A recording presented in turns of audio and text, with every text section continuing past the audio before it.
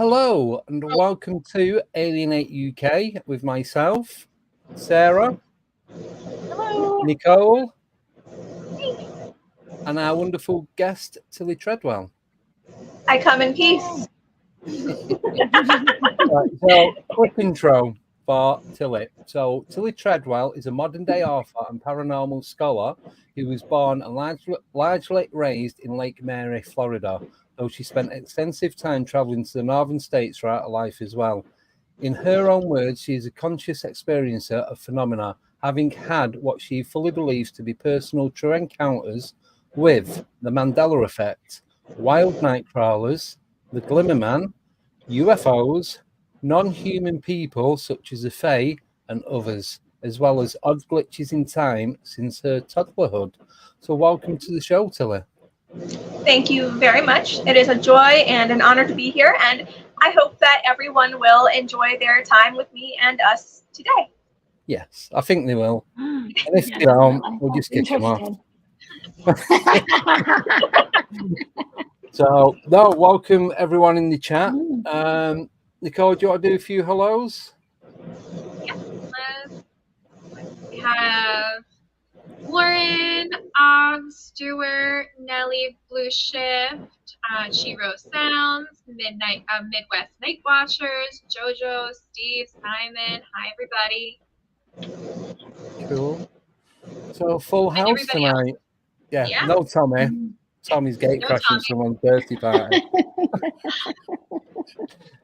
But he might pop in. You never know. A bit like Bigfoot. How is that?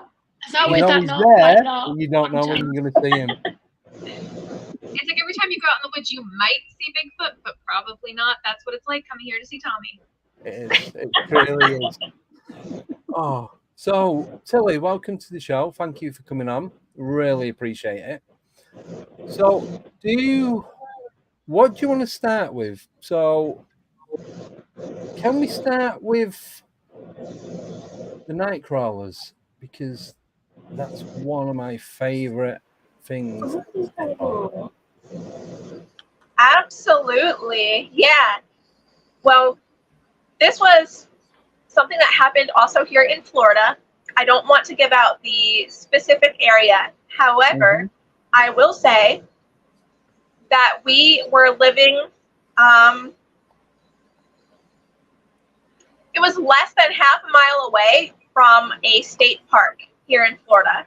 Yeah. And our backyard technically butted up to the woods right outside of the state park. So there was the state park, and then there was the woods, and then there was this little pond right behind our house. I would say maybe at most 50 feet away from our back door. Yeah. This house was one of the most wildly active houses that I've ever personally lived in. When I talk about the Glimmer Man experiences in my bio, this took place at the same house as the wild nightcrawler experience. Oh. Yes. So I went outside one evening. This was a little bit after 9 o'clock p.m. in the summer. I do believe that this was in 2020 or 2021. I have so much stuff happening. I don't keep a journal anymore of it, but I know I should, and I'm going to get back to it. So I apologize for the vague date. However, I went outside. I was not smoking. I was not drinking. I don't really do that stuff anyway. So I was stone sober, just enjoying the beautiful night sky for a moment before I had to come in and get ready for bed. And I bring my eyes down casually from looking at the sky, and in front of a large palm tree, the palm tree had to be somewhere between, I would say, like 9 and 11 feet tall. There was this massive humanoid, gray-skinned, I can't say if this was an actual, like a sentient person or not, or if this was more of a wild cryptid animal. Yeah. However, he, she, or it was just staring at me with massive eyes. Like, people usually say that I have big eyes. That's nothing compared to what I saw. So he was just staring at me, and it was somewhere between, I want to say 7 and 8 feet tall itself. Oh. Yeah, massive, lanky limbs. I couldn't see any genitals. All I could see really were the eyes and maybe a little bit of a nose. I couldn't see a mouth. It was rather dim. But I'm pretty certain that this person or creature was carnivorous to some point or another, because the eyes in the dim light were shimmering back and forth, reflecting orange and green, and that's usually a sign of a predator. It scared the bejesus out of me. So so this had to be in 2021. I apologize. I ran inside. I told my husband what I saw, and I've seen a lot, but I don't really mess with wild cryptids very much, especially things that are taller than me. I'm afraid of large pool toys, for example, so I don't mess with big cryptids. That's just me, though. Yeah. And from that point forward, until we moved from this house, every single evening, right before sunset, I would drop all of the curtains and all of the blinds in the house. I would make sure everything was locked up tight. I would make sure that the sliding glass doors were all blocked. And I told my husband, honey, I know that you think that this guy is just a frog eater. I don't know that, though, and it's better to be safer than sorry. And so we would essentially quarantine in the house after the sun had started to set. And, 2 months later, we moved out, and now we have a rule where unless there's a very special exception, we won't move near any type of state or national park because of how active it was in our backyard and in our house. So it got to the point where my husband was having trouble sleeping at night because of things going on, and I can't handle everything paranormally and non-human. So now there are just certain places that we avoid to be safe versus possibly sorry. Can I just encounter? Yeah, how old was the house? Do you know when you moved in? Yeah, brand new. So it's built brand on the new. land. These peoples and creatures were connected to the land, and we lived in a whole brand new development with all new houses, all new fences, everything. And all of the critters and the peoples that I seemed to encounter there were all very wild and very connected to that land. It had nothing to do with the houses, from what I understand. Yeah. So did you speak with any of the neighbors if they had any weird stuff going on? I did, yes. Yes. There was one neighbor that I spoke to because we were on really good terms. He had children often playing in the backyard. Yeah. And because he seemed so friendly and relaxed, I felt like it was my duty to warn him and that he wouldn't think I was nuts. So I did. And he said, it's really interesting that you say that, because I also don't let our kids outside after sunset or too early in the morning, because I saw something very similar in the brush right behind our house as well. Oh. Yeah. So there's some kind of nightcrawlery person or critter lurking in that pond amongst the cattails and the fountain grasses and the palm trees. Was his sighting at a similar time to your sighting, do you know, or was it like further? How sort of were they recent together? Sure. He said that he saw it standing at his back kitchen window. No one was outside at the time, apparently, is what he had relayed to me. And he said that he had seen it about a year before my sighting. Oh, wow. Oh. Mm-hmm. So did you use research to see if there was a history of anything in the area? I did. My research really didn't turn up too much, except for some older, I guess you could say, Native American legends of such things being in the area, especially around that park. But what I did find was few and far between. Yeah. I'm sure not a lot of people talk about it if they had that kind of experience. Precisely. That's how it comes off to me, anyways. Well, then, see, with stuff like that, I always wonder the times that there's something like that hanging around that you don't see it, you're busy doing something else, or you're not at home. It's like the amount of times it's going to be there when you're not at home, so you're not physically seeing it. See, that'd mess my head up, knowing the chance of it being there are going to be higher when you're not there. Or if it's there and you just I'd have to move out straight away. Yeah, I agree with you, Nicole. I agree. Yeah, I've seemingly been able to perceive a little bit more around me than what most people do. So, for example, I was diagnosed as having a different eye structure, which is why my eyes look a little different. And from what I have seemingly experienced my whole life, we're almost never alone. And I know that that scares a lot of people here. Right, Yeah. we've got some questions for you. We'll do them now because they're relevant to what's been said. Should we do the last one first? Yeah. So Yeah, it's a loaded question. yeah, so we've been saying about your eyes. So this one's from Brian, and he's saying, Tillie, would you consider yourself a hybrid? I'm getting that vibe. Well, I think that that's quite the bold question. And I mean, perhaps there are hybrids among us. However, I'm just a person. I'm just a person living a life. And I am whatever and whomever you dream me to be. Good answer. Very good answer. Yeah. Right. Do one of you guys want to do the next one? I'll pop it on. Sarah, go ahead. Yeah. So, did you get any feelings of dread or any other off feeling? Sure. Blue shift.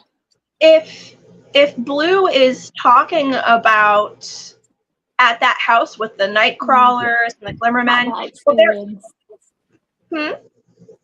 yeah. Sorry, at that experience, yeah. So when you had that experience, I assume that's what he means. Yeah. Gotcha. Thank you for clarifying. I did, yes. However, I must say that I don't know if it's because it was just for me, you could say an animal instinct kicking in out of surprise at seeing that person or creature there, or if I was actually in danger. I don't know.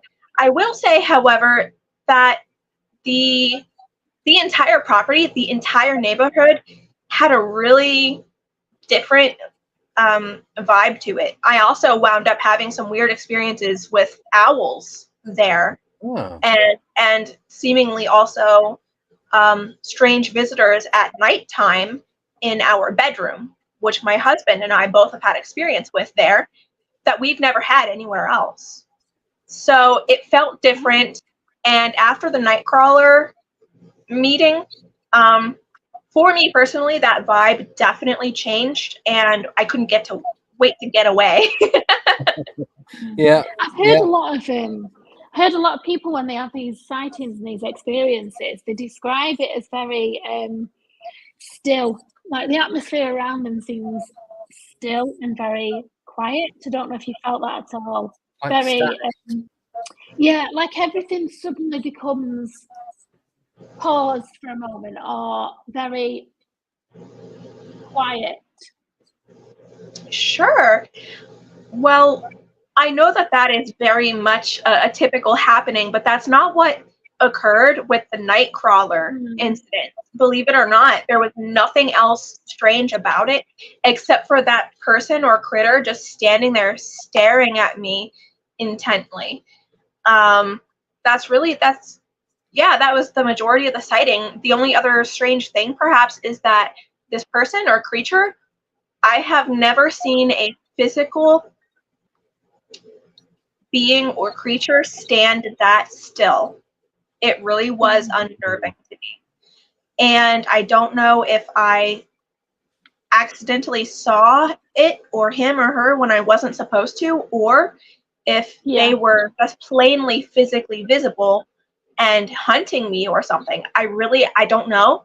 And I probably will never know because I'm probably never going to go back to that area again. So like a deer in headlight. What are your thoughts on the owls? Because a lot of times people describe those as like screen memories. Mm-hmm.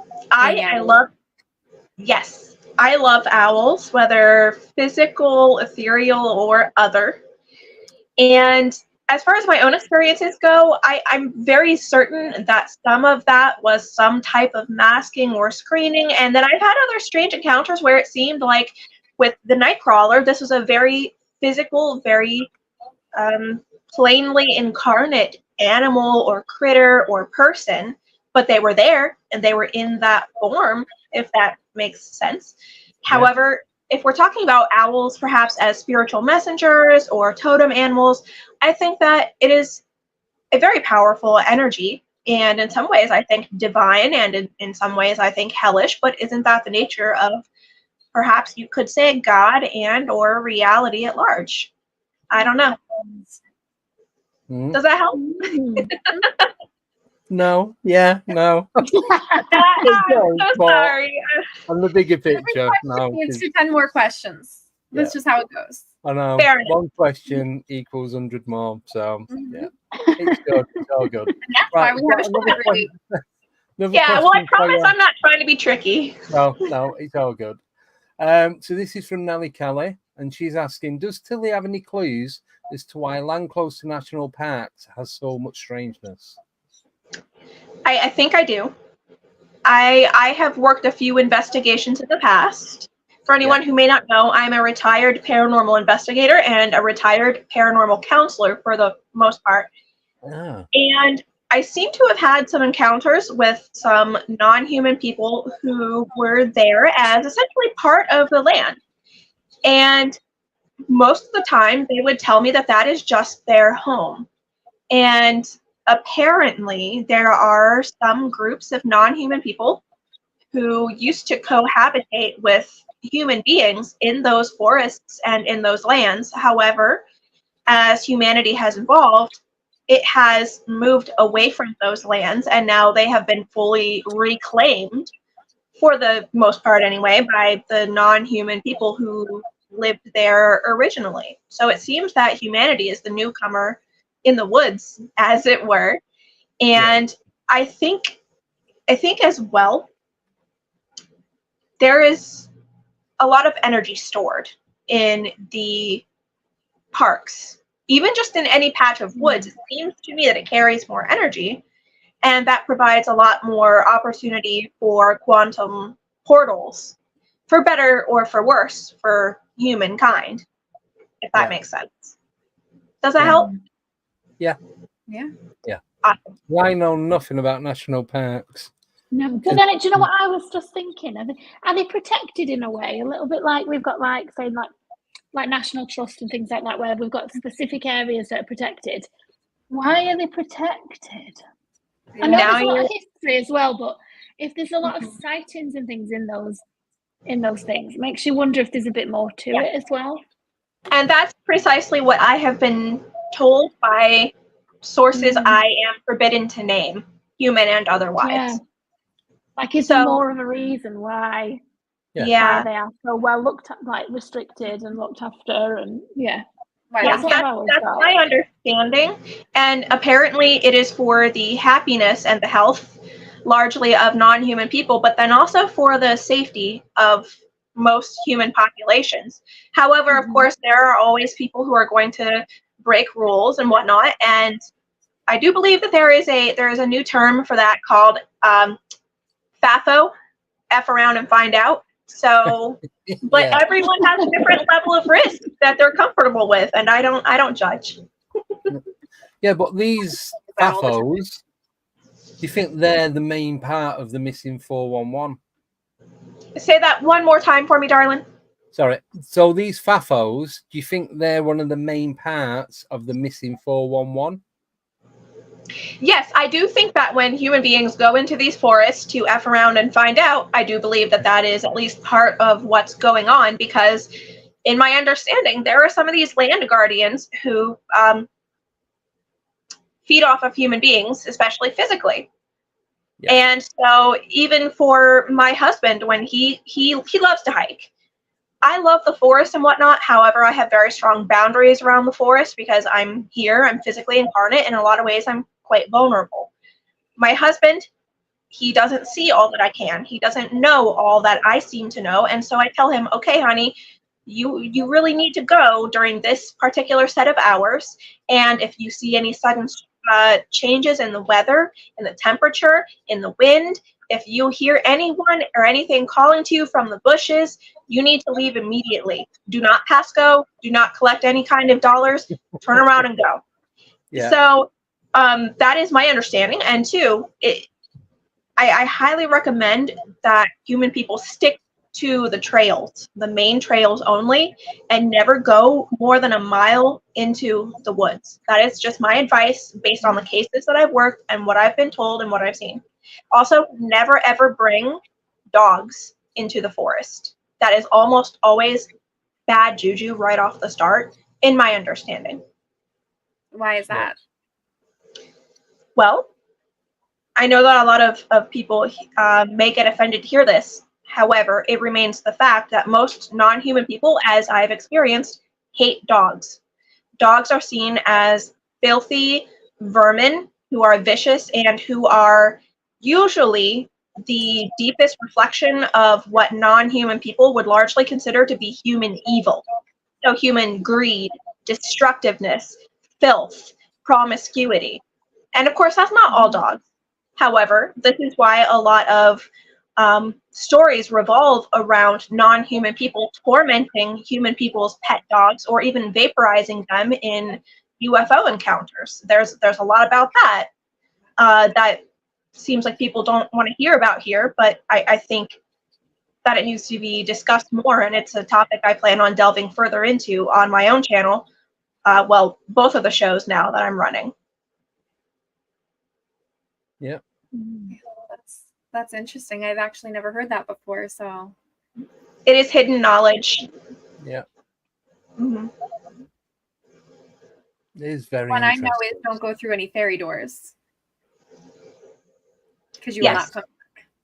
Yeah. Mm-hmm. Unless you want to go and you don't want to come back.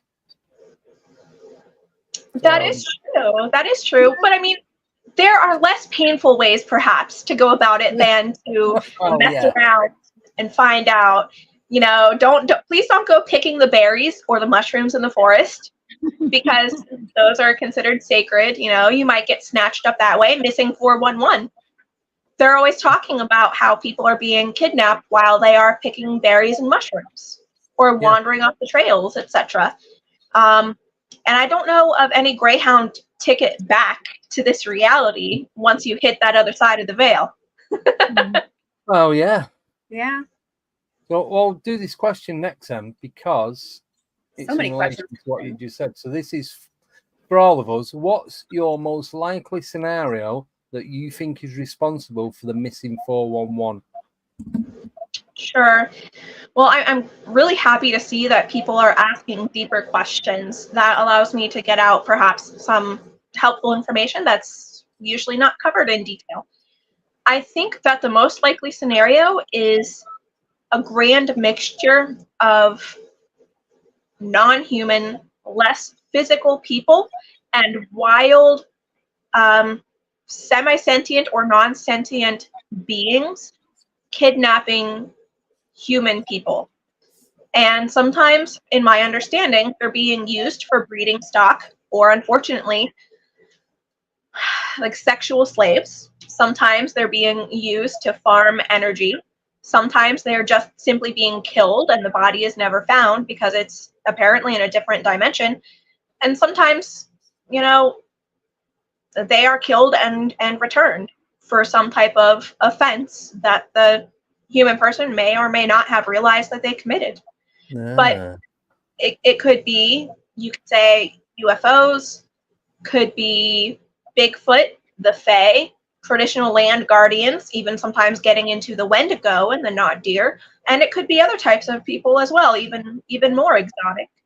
I think every situation is different, but that's my general understanding. I hope that helps. Yeah, because it makes what I was going to say rubbish. I was just going to say portals. people just walk through a portal and not realize that they've gone Come into back. one. And if you can't see it, you don't know how you're going to get back.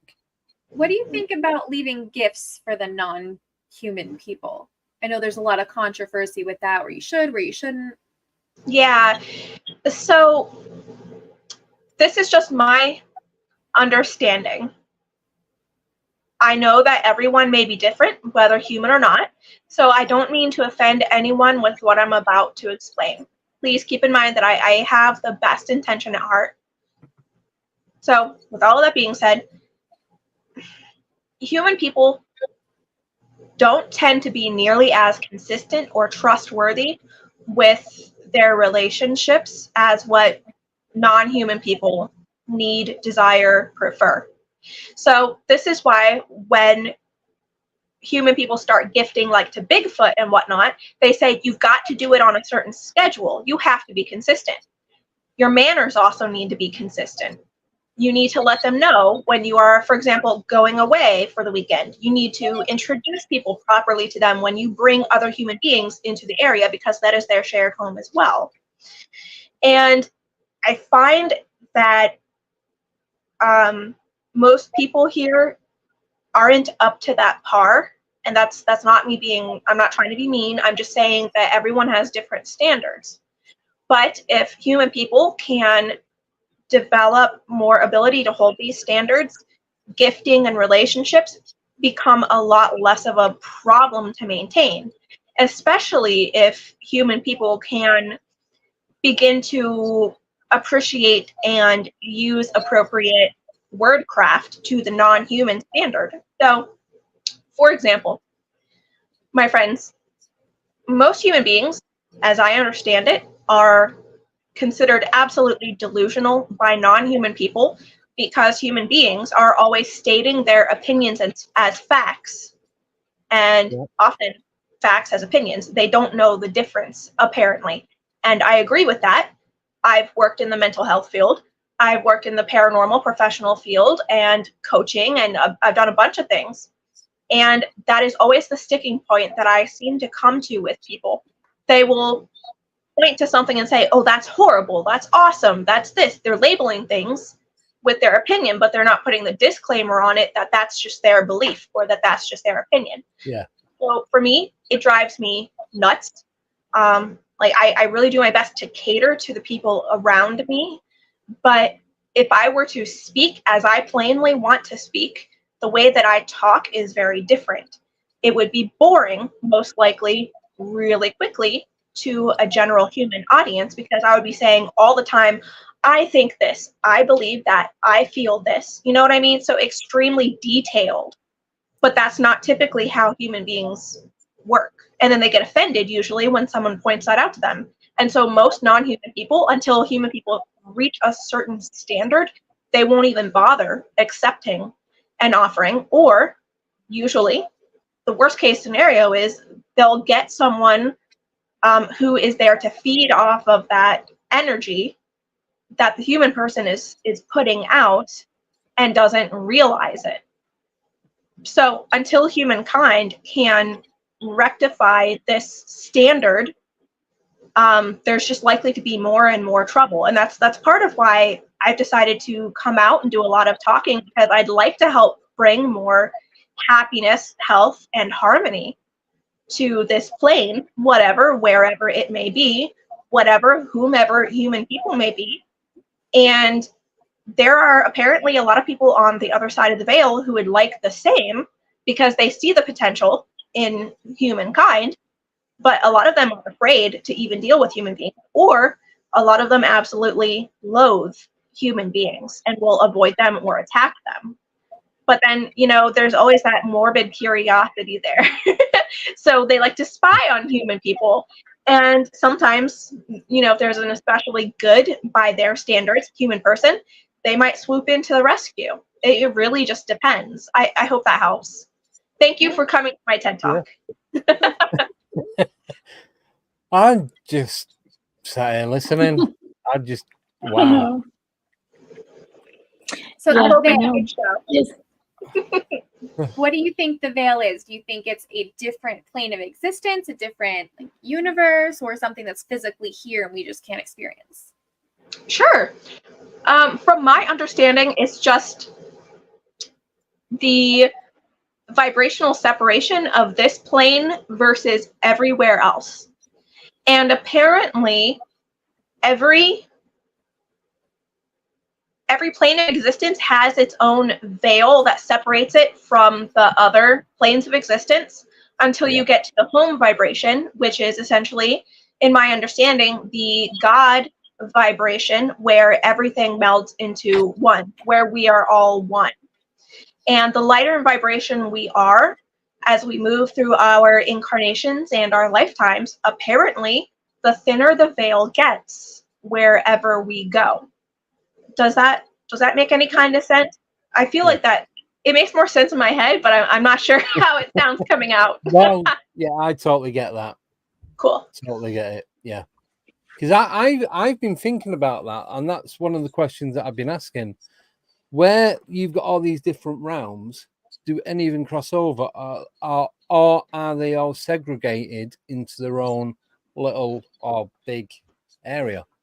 And you've answered it. So yeah. It seems to me, from my own understanding and experiences, that there is a lot of permeability once you hit a certain vibration, or if you have a certain set of genetics. And sometimes too, there can be crossover with that. And there are, for example, stories of human, you could say, saints who transcended over time and went up into heaven, for example. And this is the same type of thing that I'm talking about.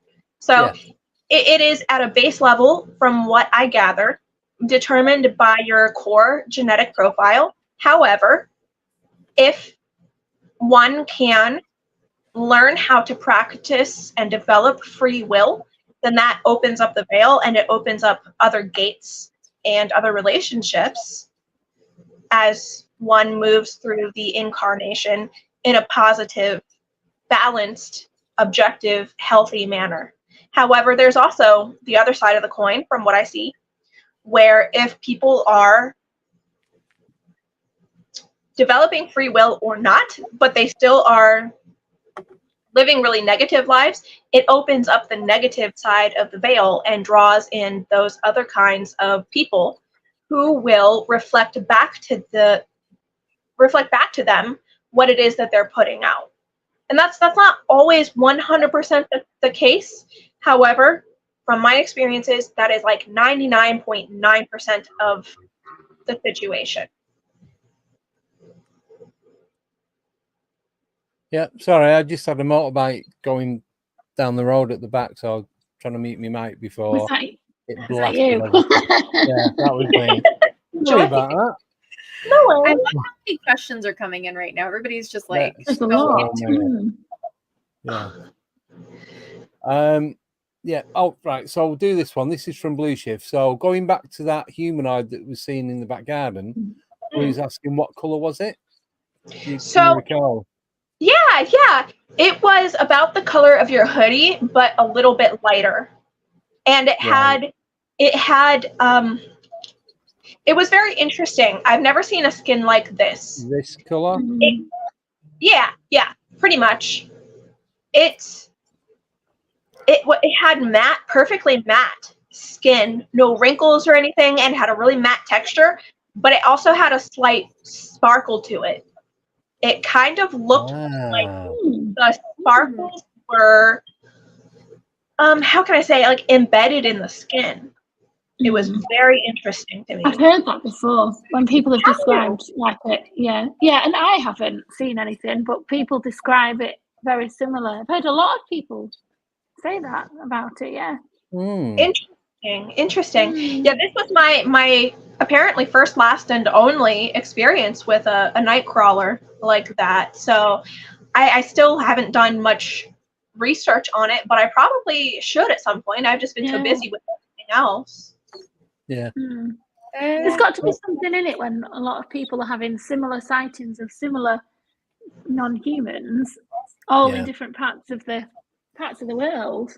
Yeah. It's definitely worth looking into people's experiences. Yeah, definitely.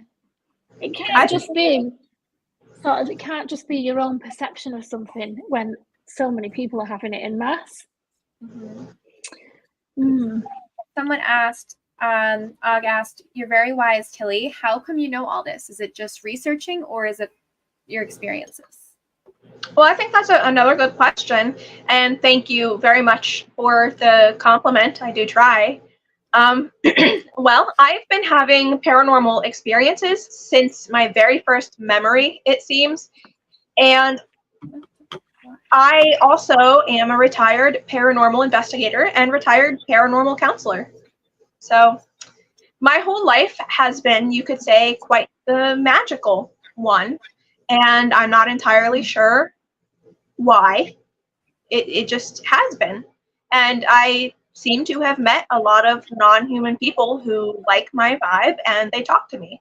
You could say even the so-called demons have spoken to me and I've been quite friendly with them, as well as the jinn, the fae, and other more exotic types of people. So that's where all of this information is coming from. And I still work with lots of them to this day, it would seem. And that's part of my perhaps message to the human family members, is that there's a lot of other types of people. Let me start over on that, please. The family is grander perhaps than what most human people would believe or like to believe. And there are a lot of other types of family members who would like to connect. And even the so-called negative ones, they have a lot of leeway for humankind if certain base materials are met in the relationships. And I would like to think that I'm here helping to assist in the creation of heaven on earth, essentially. But of course, that is up to each individual person to decide for him or herself what that is and who is going to be involved. Yeah. Quick question, just what you're saying. So look, you're saying about the negative ones. Do you think that they're negative towards humans because we're not as clued up as what we should be, and they see us like, you're pretty stupid, so we're not even going to give you the time of day even? Sure. Yes and no. From what I've been told now for many, many years, it's not about human beings being stupid. It is about human beings being delusional and arrogant. So, as we spoke about with stating opinion as fact, that is a huge red flag that they look for in humankind, apparently. But then also, a lot of the time, human people are pretty violent. You know, there are the world wars that go on, family members fighting each other, there's domestic violence, family abuse of all kinds, self-abuse. And human people often apparently are not very amenable to change or correction. And this is also part of why I retired from investigating and paranormal counseling. I couldn't handle anymore dealing with the constant pushback when they would acknowledge that when they're not looking through their feelings, that I was right, and that what I'm suggesting is perfectly sound and healthy and logical, but they couldn't, be humble enough to let whatever unhealthy habit it was go, and they would fight you for it. And I don't want to deal with that anymore, so I don't. And I actually support a lot of what these non-human people say about why they don't mess with humankind. And a lot of them are just honestly waiting for humankind to destroy itself in many of these timelines. I also support that, because that's part of free will and development as far as I understand it. And I know that that's maybe not a popular opinion, but nonetheless, it's the truth about how I feel and apparently how many others feel. Do you think it could also link back to, so I have a theory that like us humans here on Earth are sort of a left behind species, just left to kind of do from whatever else is out there. We've been left on our own, left behind because we are an absolute failure, basically. We are self-destructive. Speak for yourself. I know. We are a self-destructive Yeah. species, and I think that could it be that's why there's a dislike there? Are they leaving us to sort of kill Wipe ourselves off, ourselves out. basically? Yeah. Are we? Most- Yeah, like could that be what they are? Why they've got such negative feelings about us? Obviously, we will never know what happened in the beginning to kind of spark off us being here on our own.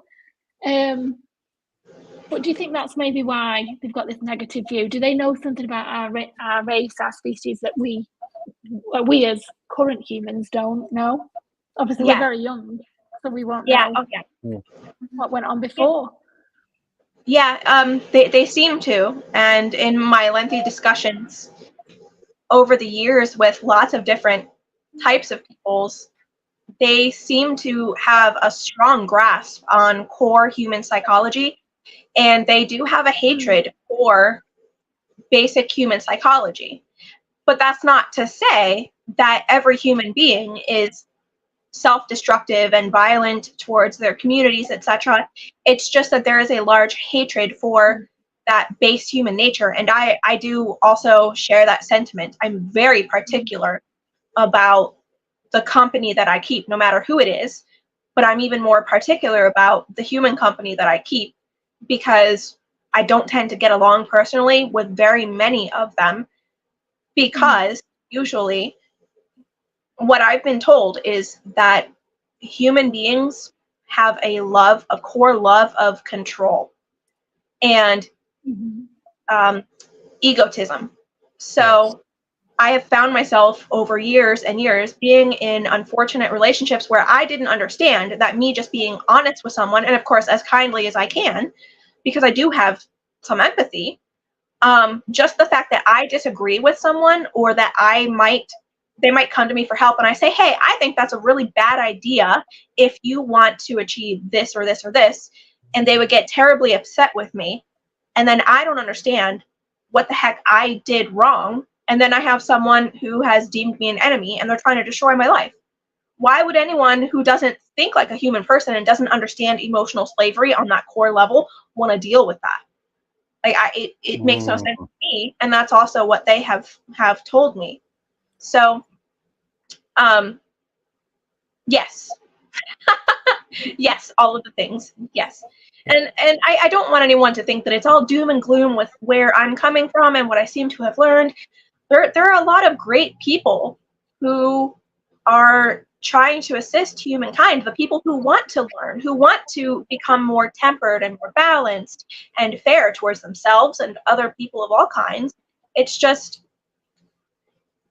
are you able to develop that type of logic and that type of, you could say, calmer temper, you know? I hope that makes sense. But that's really what they seem to look for. Yeah. Do you think that goes hand in hand with like the high vibration, low vibration kind of people? Yeah. Oh, yeah. Yeah. And where it gets tricky, from what I could see, is that high vibration and low vibration, that is also incredibly subjective. So when I'm talking to a human audience, I say, I do everything that I can to live a high vibrational life. But what does that mean? My interpretation is that I live in constant mindfulness about my choices, how they affect me, how they affect other people, what they could do moving into the future. So I'm always looking at risks and consequences and social considerations. But then I'm also making sure that health comes into everything that I consider. The health of myself, any pets that I might have, my husband, my environment, the community, the world. The really tricky part about that, though, is that there are so many competing interests, especially in places like the government and the church and other spiritual or religious organizations. How do we know what's actually healthy and beneficial and high vibe? There's no objective way to get the whole picture in my experience, and so I just do my best in every moment that I can and essentially live in a type of perpetual prayer, if that makes sense. Mm-hmm. But what I consider to be high vibe, other people might consider to be incredibly low vibe. So for example, I have to eat a very carnivorous diet, and that is just genetically what is healthiest for me. People here get very upset with that. And I'm constantly being attacked by vegans and vegetarians who say that I am immoral for doing what fuels my body.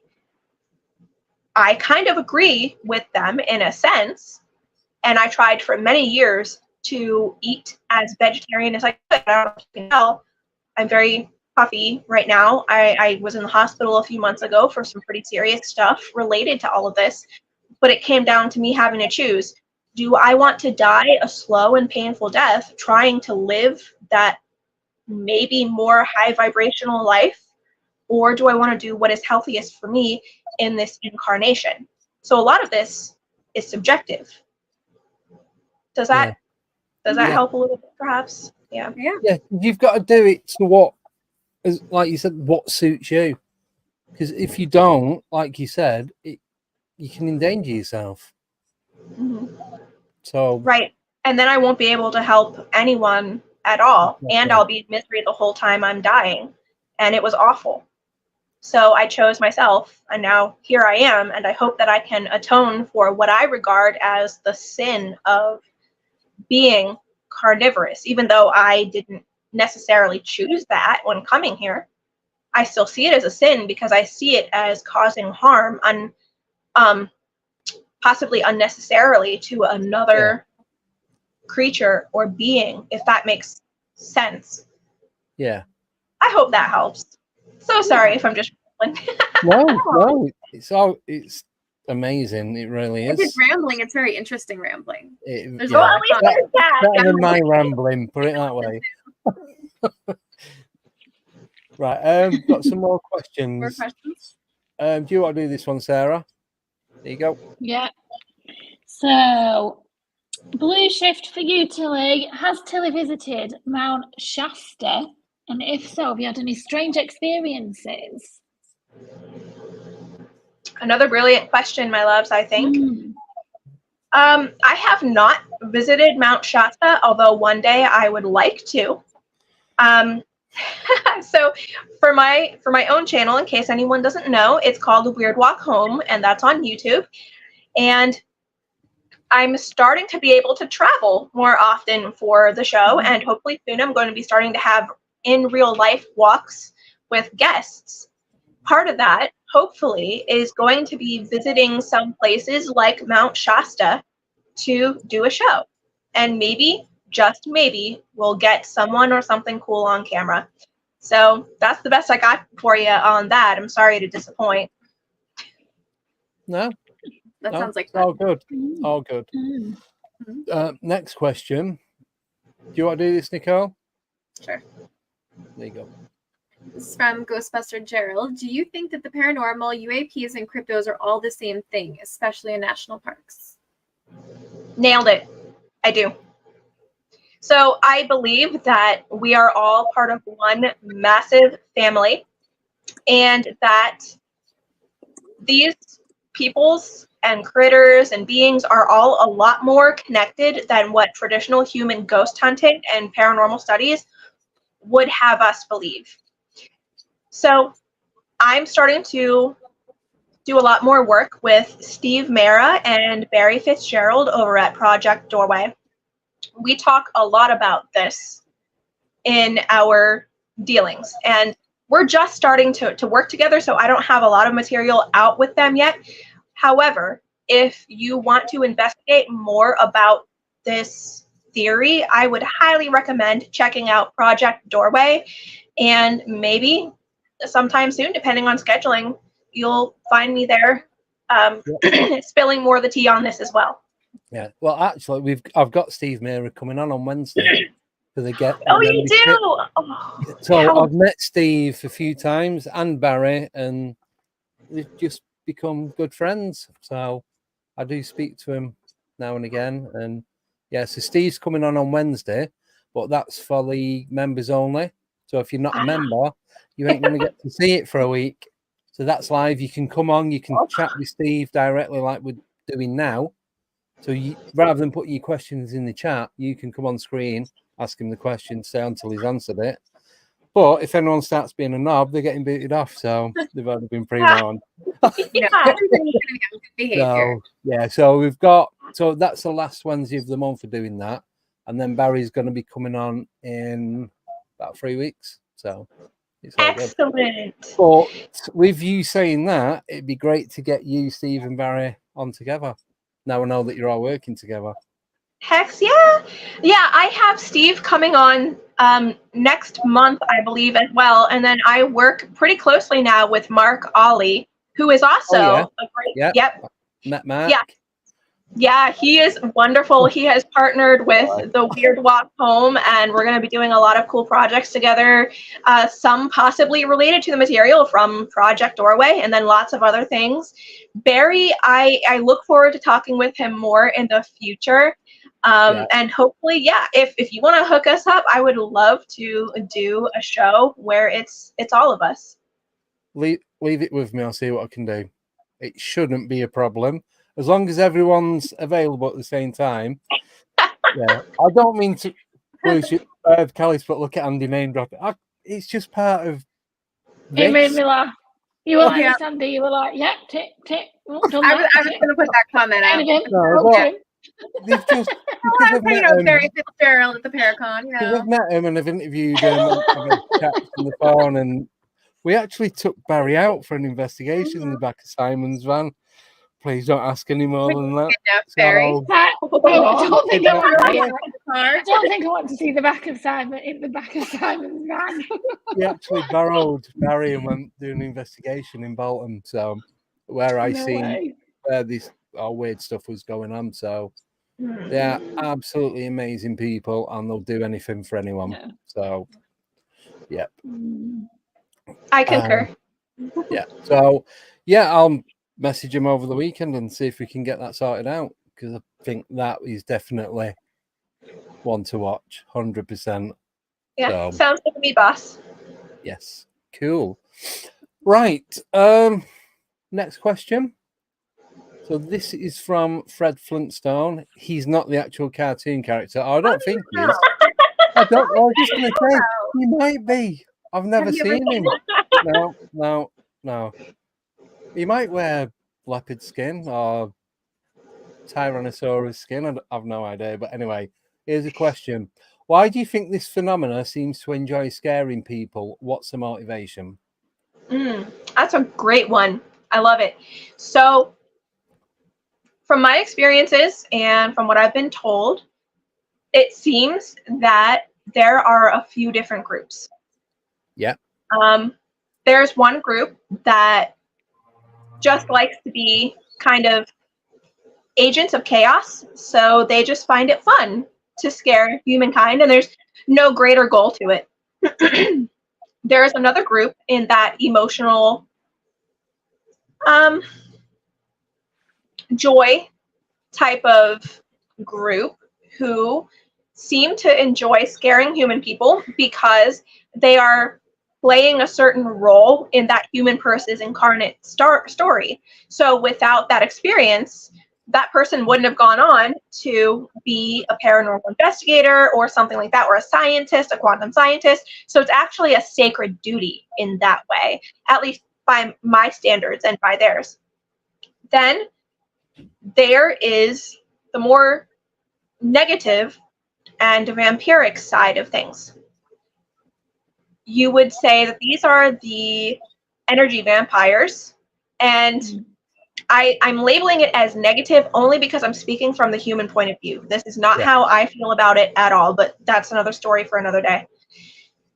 They come in two groups, in my understanding. The first group, which human beings, I think, largely need to really be concerned about, are the non-human people who feed off of fearful energy from humankind. That is their food source. The good thing is if you don't put yourself into situations specifically where you're going to F around and find out, they'll usually leave people like that alone. So if you're living a good, healthy, calm lifestyle, you're a considerate, kind person, and you use language appropriately, they're not really interested in you, from what I understand, because it's not the right level of vibe for them. Right. They're seeking out the really risk-seeking people, especially promiscuous people. They look for people who are adrenaline junkies, especially. And this particular group, I've split into 2 subgroups. The first one, they are feeding off of just the fear energy that is being put outside of the aura from the person. That is not the life force energy of the human person, though. The other subgroup, they are feeding off of the fearful, direct human life force. And so they're actually slowly killing that human person. Then there is the other group of non-human energy vampires. And they are typically a lot more playful and positive towards humankind. So actually, shameless self-plug here, I am writing a brand new book called Tales from the Rift. And it is an exploration of incarnation from the non-human point of view, based on the yearly calendar that human people have. So it walks you through the calendar, through all of the different themed holidays from the non-human point of view, exploring different types of vampirism and other types of encounters. It's all fictional, technically, but it's all based on true experiences and tales that I personally have encountered. And then, of course, at the end, there's a massive philosophical twist. So when that comes out on October 1st, hopefully you'll check it out, have some fun. Anyways, getting back into the other group, the more playful type of vampires, energy vampires, they may be fully incarnate, but they also might be semi-incarnate, able to shape-shift at will while still seeming to be quite physical. They might show up to parties, to large events, stage shows, haunted attractions that people like to go to, you know, like at theme parks and whatnot. They might be character performers. They might be actors and actresses on the actual stage. They are essentially eating that emotional energy from the human audience, but there's no malice behind it whatsoever. They're fulfilling roles that the human audience really loves and adores. And some of those roles are kind of spooky, you know? Yeah. But doesn't make it any less cool for the human audience, apparently. So that's my understanding. That's my take on it. Yeah. No, thank you. We just, with you saying that, these 2 people that we know, Michelle Gray, that comes on quite regular, she's from Texas, and she had some sort of, she was in a nightclub. I can't remember, I don't know what year it was, if it was the 80s or 90s, and she was like glimmered into this erotic dancing and stuff that was all going on. And the next thing, she's snapping out of it and she can't really remember what went on. But also, one of my friends who's in the chat, he went to a party. He just bought a new white shirt. This was definitely in the 90s because it was very, sure he said it's like Miami Vice sort of shirt or something like that. Yeah. And he remembers going to this, that his friend's flat, and then the music was all, he calls it all that crap that I like listening to, like drum and bass and house and what have you. And then the music changed, and he was dancing with this doesn't know what, and it was like slow dancing, but everyone was doing their own thing around it. And next thing he knows, he's walking home and his shirt's covered in blood, and he's got puncture wounds in the neck. Interesting. Yes, very. Well, then we get into the other type of vampires, which are, you know, the blood drinkers. And again, I don't believe from my own perspective, that they are all so-called good or evil. That's a human judgment, in my opinion. And I don't personally participate in that. It just doesn't ring true with me. That aside, I think that vampiric people are all, for the most part, individuals as well. And I seem to have had encounters with this type of person who has explained to me that even though they are getting their fix of blood and they're glamoring and hypnotizing a human party at the time, subconsciously, apparently, that other party has already consented and there is no moral guilt for it. Then, of course, there are the more violent types. And I definitely don't agree with how they would go about obtaining their blood. And yet I do understand from their point of view, and everyone has to eat, right? Yeah. Like you were saying about trying the vegan route but it's not worked, so you've had to go back to the meat. It's very similar to that. You have to have whatever it takes to stay alive. Yeah. Regardless of what, without sounding horrible, regardless of what stress it's going to cause to everything else, the first initial rule of life is to keep yourself alive before anything else. You can't not do that. That's very true. And so I was born with the eye anomaly, but then also I was born with a type of porphyria. Are you all familiar with porphyria? No, sorry. Okay. So that is what apparently the original human interpretation of vampirism was. It was associated with vampires, but also, interestingly, royalty and fairies and, the vampire lines, many of them. So I'm on a brand new genetic therapy now. I can actually go out into the sun, and it's amazing. I've never been able to do that without getting gravely ill. So there are a lot of different ways to incarnate. And it seems like vampirism is something that every species must contend with. And if not that, being carnivorous or being prey to that in some way. And this is why I don't judge anything personally in that way, if that makes sense. Because every person, every species just has their own needs, abilities, strengths, weaknesses. Yeah, because there's got to be a balance across the board. So you've got to have each individual thing. Otherwise, it's not going to work. It's just going to cave in on itself. Yeah. And so just like every human being may not be horrible by certain standards too, even, blood-sucking vampires may not at all be horrible. It's really just a matter of opinion at that point.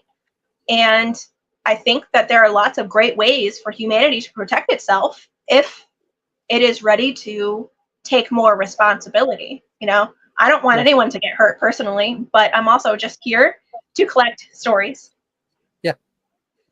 Yeah, totally get it. Completely get it. Right, we'll go for a break and then we can shift the subject onto time. Is that okay? Because we are all waiting so much for this. I know. That is everything else I am like. is just wow.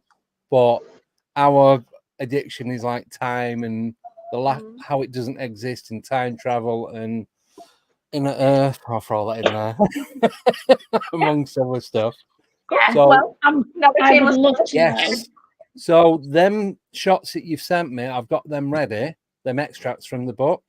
So I was going to read the one. Is it 157 and 158 or 156 and 157 on this page? These are page numbers. I think 173. So I was going to do a read on that, unless you want to read it, with it being your book. It's entirely up to you. I'll just whatever you darlings would prefer. Go on, Sarah, Nicole. You choose. I think Tillie should read it. You want me to read it? I think so. Yeah. I think I can do that. What page would we start on? The ones that you've sent me are. Please remind me. My memory is not that awesome. It's 158 is the one that you sent me. 157. So what did the dog see? That was a good one. Yeah, 157 to 158, and the next one on its own was 173. How's it going? 173.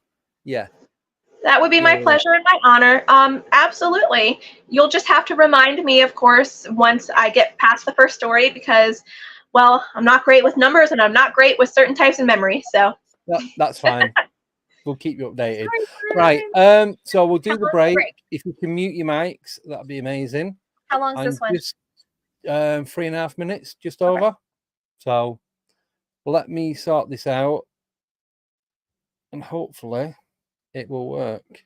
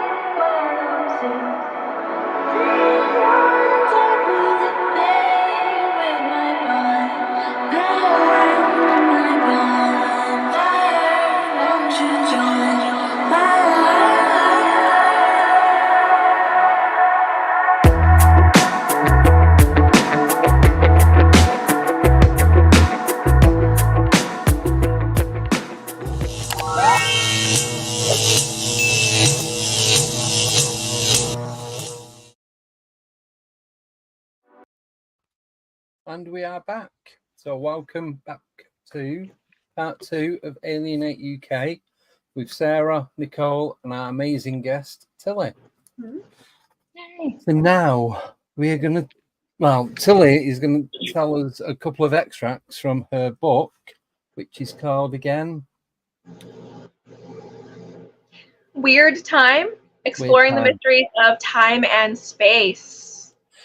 Love it. Hey, it's all amazing, but this is amazing. This is what I Yes. love. Time and This is just it. Time. Excellent. Yes. Well, could you please tell me precisely where you would like me to begin? Which page? oh, if you do, if it's okay with you, so page 157, and it's the what did the dog see? Oh, that is actually on page 163. Oh, is it? Yeah, that's why I Ah, was confused. Right, you sent me the Oh, it's from the digital PDF. version. Mm-hmm. Oh, yeah, you're Right. right. I'm so sorry, friends. That's You're why I right. couldn't check. I didn't even think that the physical book would be different to the digital. So sorry about that. Oh, that's all right. That's my bad. I should have accommodated that, but It's fine. I'm learning. It's all good. Yeah. So if you could do that one, and then stop just before Shadows in Time. I think I can handle that, but y'all let me know. How about that? Yep. What did the dog see? Our household pets sometimes have the unnerving habit of staring into empty space as if watching something that is invisible to the human eye. One woman's experience may give us a clue on what our pets could actually be seeing. On May 10th, 1973, Michigan's Dearborn Press carried a story about a young woman who stepped out of her time and into the past. Laura Jean Daniels was walking home from work one night when she noticed that her surroundings were suddenly no longer familiar. Even the pavement on the sidewalk was gone, Daniels said. I was walking on a brick path. The houses along the street had also disappeared, and several hundred feet ahead of her, at the end of the brick path, was a cottage that she had never seen before. Frightened, she continued along the path. As she neared the cottage, she saw a man and a woman in old-fashioned clothes sitting in the garden. They were embracing, and as I drew closer, I could see the expression on the girl's face, Daniels told the reporter. Believe me, she was in love. Daniels was embarrassed to be witnessing so intimate a scene, and she wondered how she could discreetly make her presence known when a small dog came running up to her, barking madly. The dog was quivering all over, like he was afraid, said Daniels. The man looked up and called to the dog and asked what the animal was barking at. At that point, Daniels realized the man, quote, couldn't see me, and yet I could smell the flowers and feel the gate beneath my hand. Plus, the dog could obviously see me, as he was looking right at me as he barked. Unquote. Confused, she turned and looked behind her and saw familiar surroundings. There was my street, she related, but I could still feel the gate in my hand. However, when she turned back to look toward the cottage again, it was not there. Instead, she said, quote, I was standing right in the middle of my own block, just a few doors from home, unquote. She never saw the cottage or the couple again. It was as if Laura Jean Daniels had briefly walked through a doorway from her time to another and then out again. See, this always makes me wonder who is in the time slip. Are they both in the time slip? Is it one-sided, or is it something completely different? Yeah, I think a lot of these cases, such as this one, I think it's more of a vibrational and time overlay on both ends. But of course, I'm not sure. I've never had an experience like that. No one's explained to me the mechanics, allegedly, of such a thing. And of course, I'm not God, so I don't know. That's just how it seems to me. But what about you guys? Well, I have the thingy theory. Can I just say something quickly? Just a quick add-on to that, and then I'll shut up. So, where she could see this couple with this cottage, and she couldn't see the block where she lived, what if that couple could see where she was living in the modern time, and then she could see where the couple's living at the same time as each other, and they're looking around like, where are we? At the same time she's doing that. I'll be quiet now. Was it the same? It's all right. Was it the same street but just a different time? Or so was it? Do you know what I mean? Is it like? Or was it that location? street on a previous date? Yeah, exactly. That's the thing. If it was the same street in a previous date or in a different time or something like, if it's the same location, I have a theory about everything existing all at once, like all our different. So when frequencies are massive in the paranormal, we know it plays a big part and it moves like it's a fluid form. And the way I see it is all these different planes that exist, all these different, whatever you want to call them, different timelines. If they're all moving and they're all kind of doing this pattern, sometimes I think, do we overlap? And sometimes we just kind of slip and overlap, and in that brief second, we're aligned, and we can just kind of see through. We're all in the same vibration for a very split second. We have the experience, and it goes again. I think so. I mean, that sounds. Sure, I think that that's reasonable, and I do think that that is a reality. And I think that those moments in time are just as important as any other moment in anyone else's incarnation, because it's a crucial part of the story. Yeah. Yeah, and it's, what's that pattern called? Is it the helix pattern as well for DNA? Like that kind of helix pattern and the waves. Well, it's all quite intertwined. significant, yeah, it's significant. And you look at branches of trees and things like that, and I think it just, things overlap. There's a lot of repetitive patterns that we find in this life in science and things like that. So if there is an element of science that plays into it, it wouldn't be unreasonable to think that that's what's happening, is that these patterns are overlapping. Well, if you look at the number 8, you'll see that a lot in biological structures. Yes. Yeah, I agree. I do agree. And I think that, like Sarah, everything is happening at once and going to happen at once, and it has happened at once.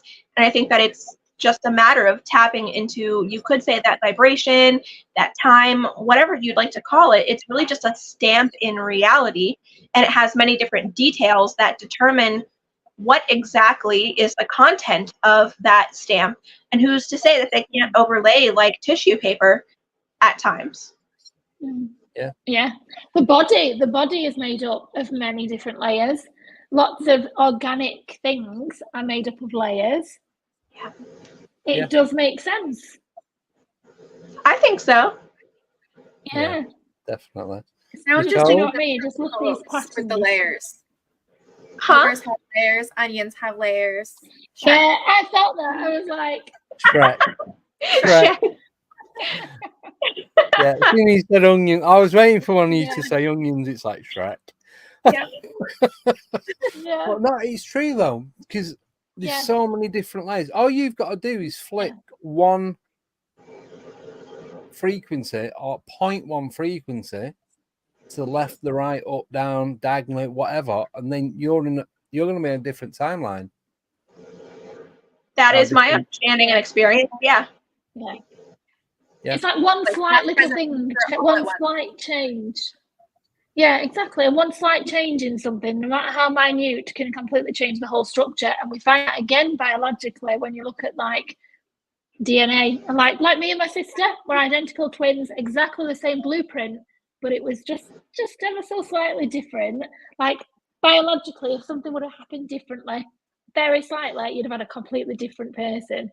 And for everybody, I just find it absolutely. Yeah. And like how much DNA we share with other species, and there's just those tiny changes that make people. Yeah. Exactly. And, and then too, this gets into the discussion of free will. Tim Swartz and I talked about that a lot on our show together recently, and it seems like perhaps even now human philosophical sciences and quantum sciences are coming to this realization too, that the smallest change can completely alter a person's life. So this is why I was talking about living in as much of a complete state of mindfulness as possible, because you never know what allegedly tiny detail is actually the tipping point. We get into then chaos theory, the butterfly effect, the quantum universe, sometimes even block time. There's a lot there to explore. And so even so much as perhaps making yourself a cup of coffee for the day or not could change how the rest of your lifetime goes. Now, isn't that wondering? Yeah.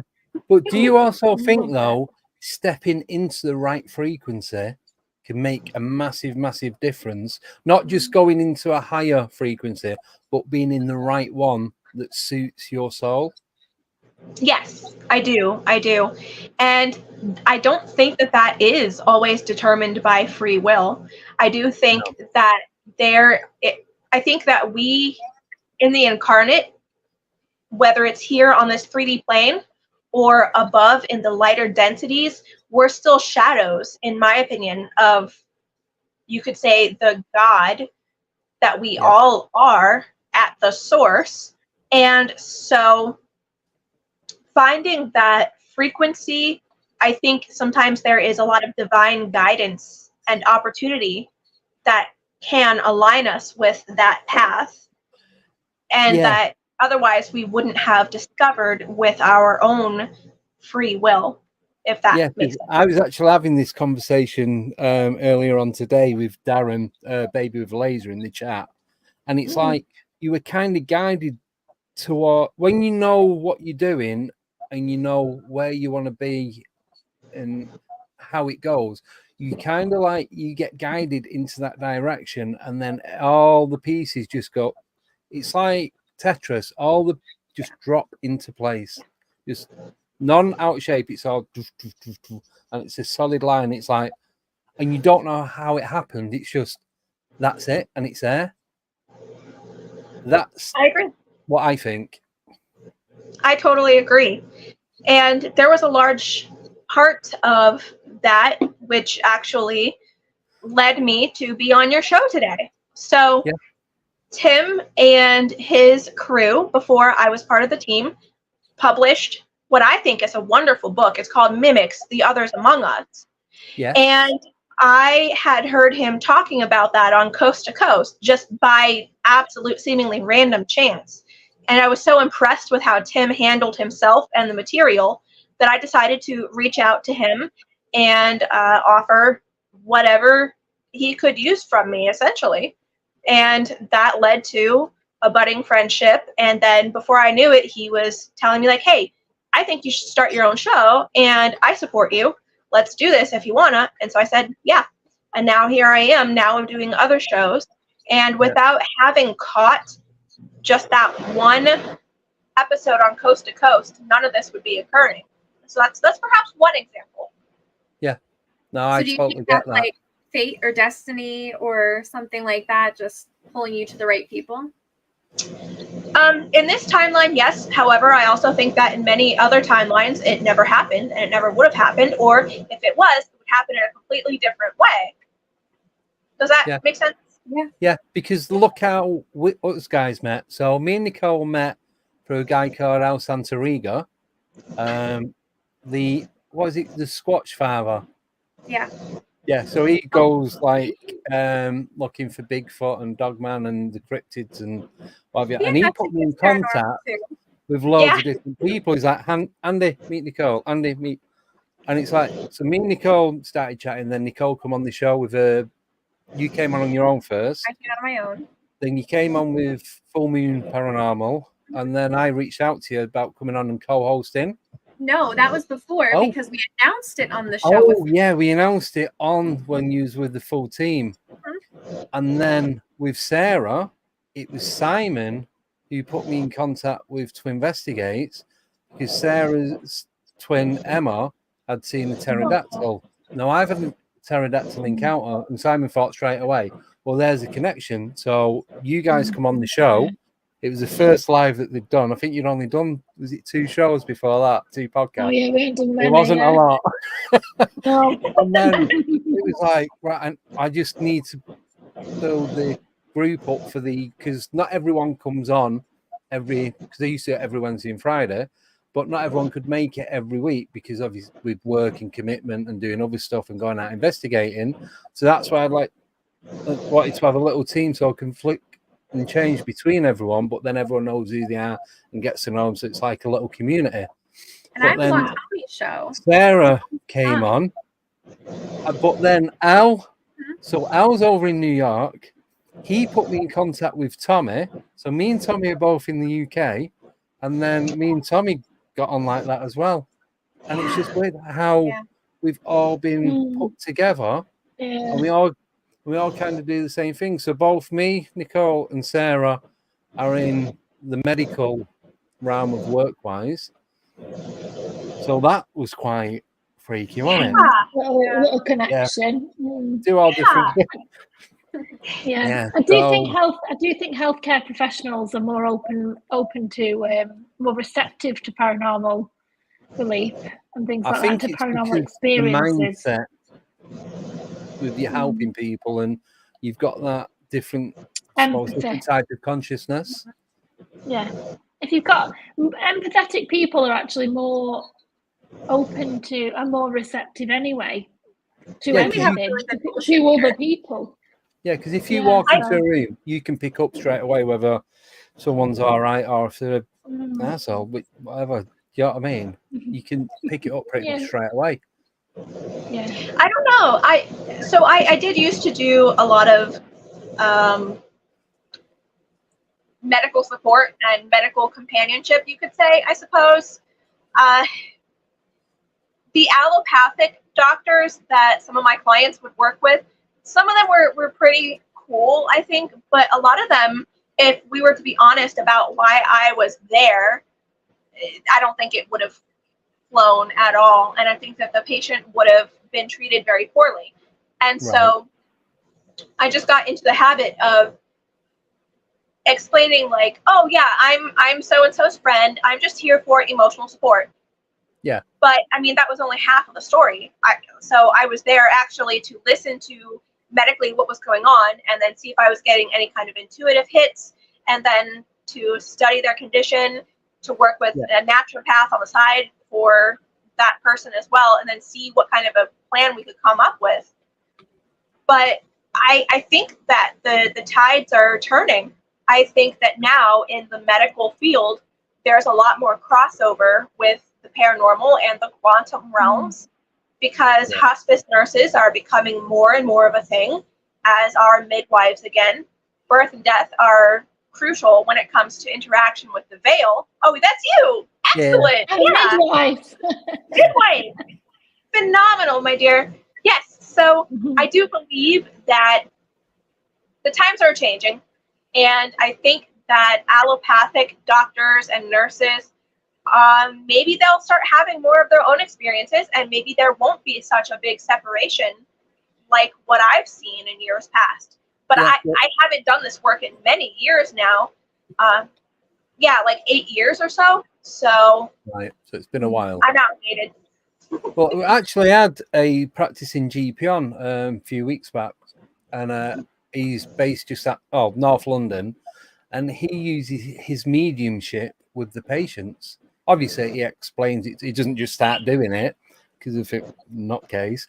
And he says, once you've got the trust of the patient and you explain to him what it is, they're pretty much, he's not had anyone say no, or I don't want it. It's just a different type of, I forgot the word. What's the word? Different type of medicine. Yeah, medicine. Yeah. So I would love it if you could find out if that guy would like to work with me, because I have been looking for someone just like that for a show. Well, he is due to be coming back on soon. He's also put me in touch with the woman who trained him in. he was already had the ability to do the mediumship, but he's put me in touch with the woman who trained him to get to the level that he's at now. And I just need to arrange to get in contact with her and get her on the show. So yeah, I can see what I can do.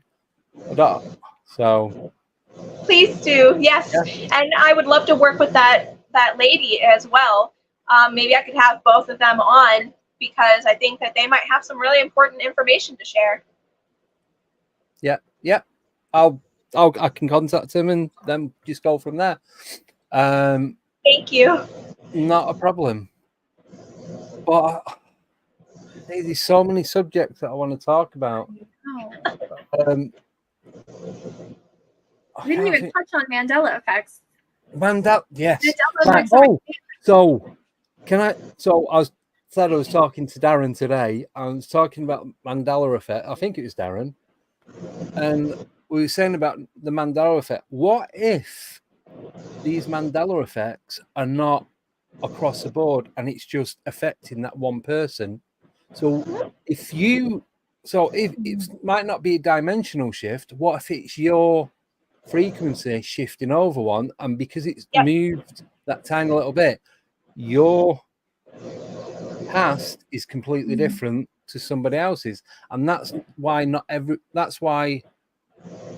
everybody is remembering what it is. Only certain people are. Maybe you have to be in a certain place at a certain time for it to happen, or it could be a group gathering as such, and it could be both, or it could be none, it could be something completely different. But I do believe that the majority of it is a single person purpose shift.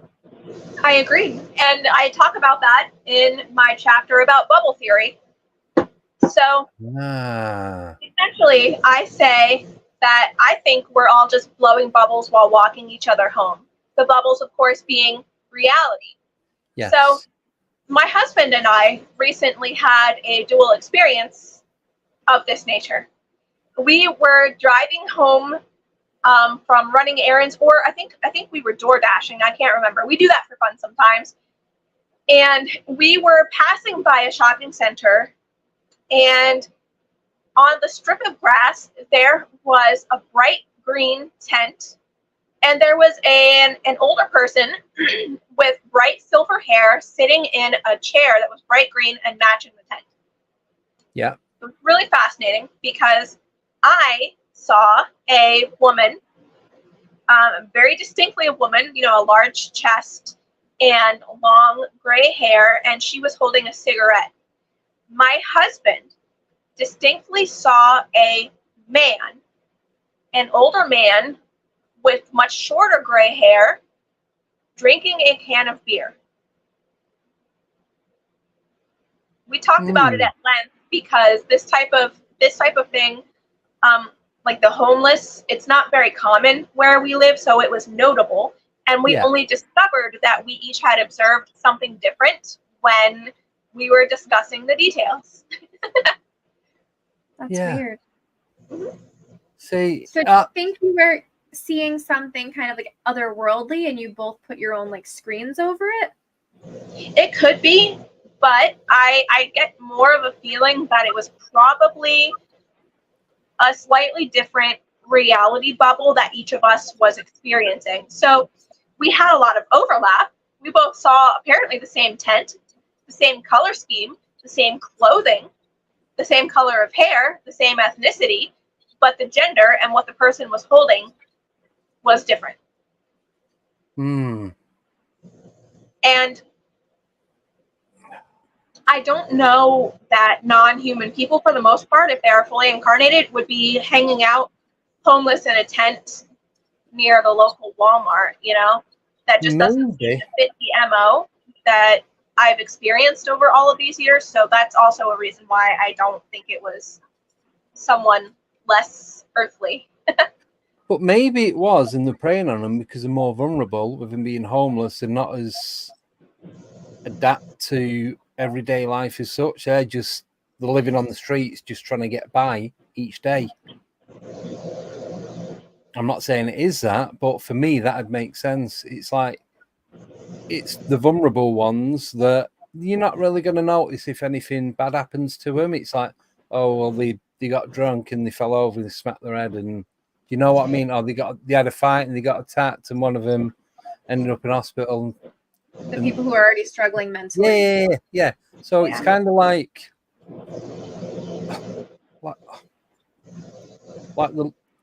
the lower resonating frequencies, like we were saying before, maybe because they're not having the best time of their life, that they're giving off that lower frequency, so that's attracting these non-humans to them, and it wouldn't matter if they went missing. That's not me saying that, but that Sure. is their thought.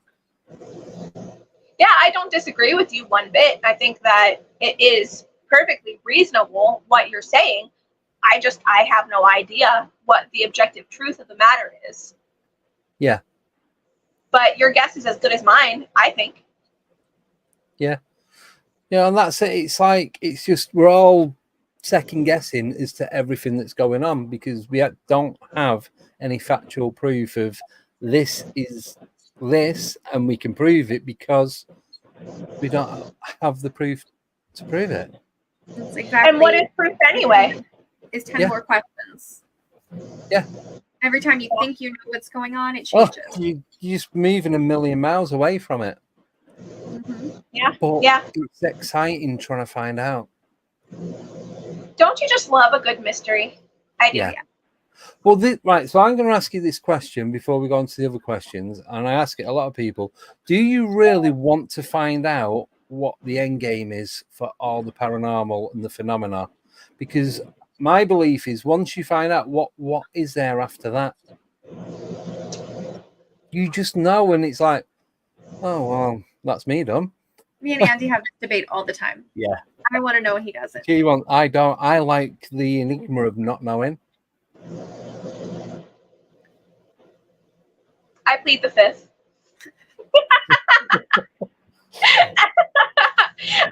I love that question.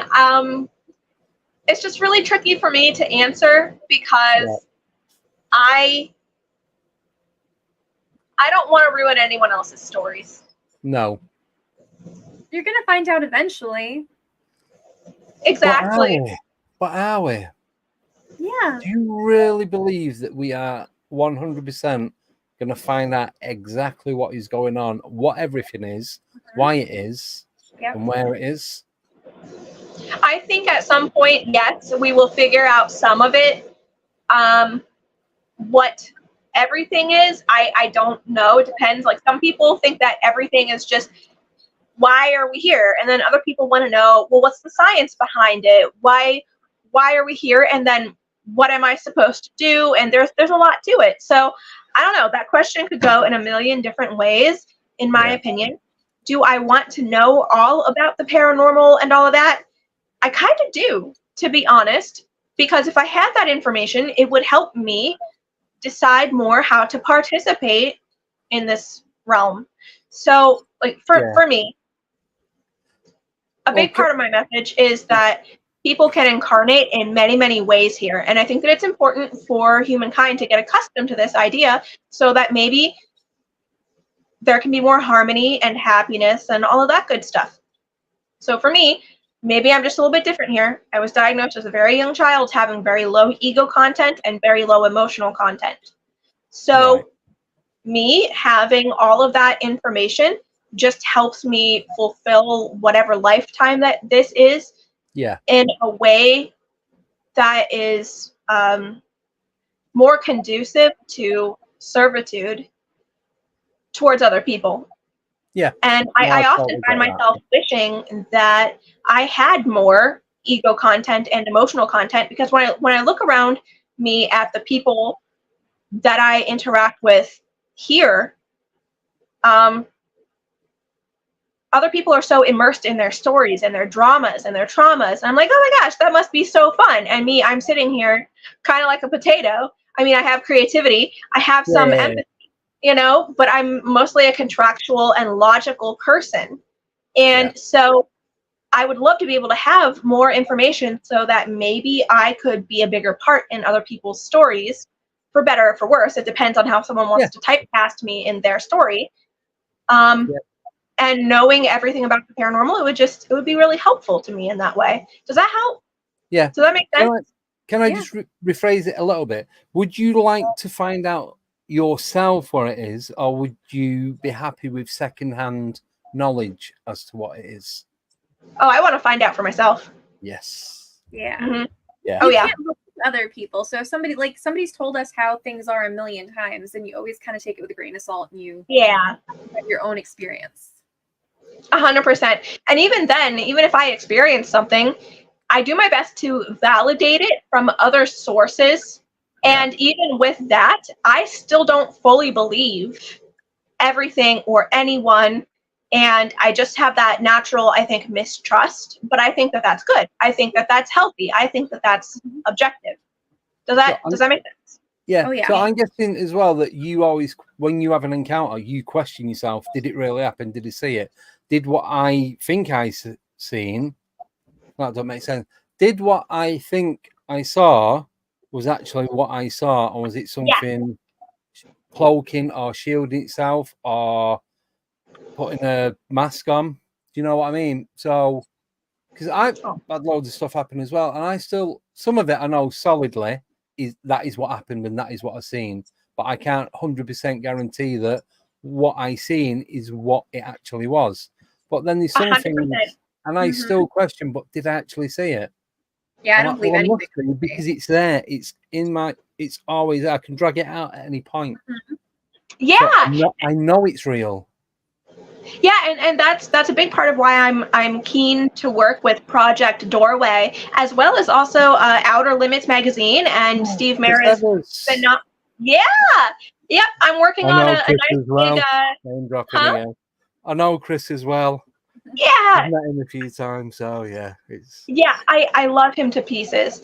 I'm a brand new writer for his magazine and also for Phenomena magazine, and I'm working on articles and whatnot, getting into more objectivity. And Project Doorway, Steve and Barry often talk about how you can't necessarily trust your eyes or your other senses, because they can be manipulated and be tricked by other non-human people. Whether that is for better or for worse for the human party remains to be seen, but it does seem to be a fact. And even myself, even though I seem to be able to experience more, I am still very careful to note that, firstly, when I talk to people here, I say I might be off my rocker, so please take everything I say with a grain of salt.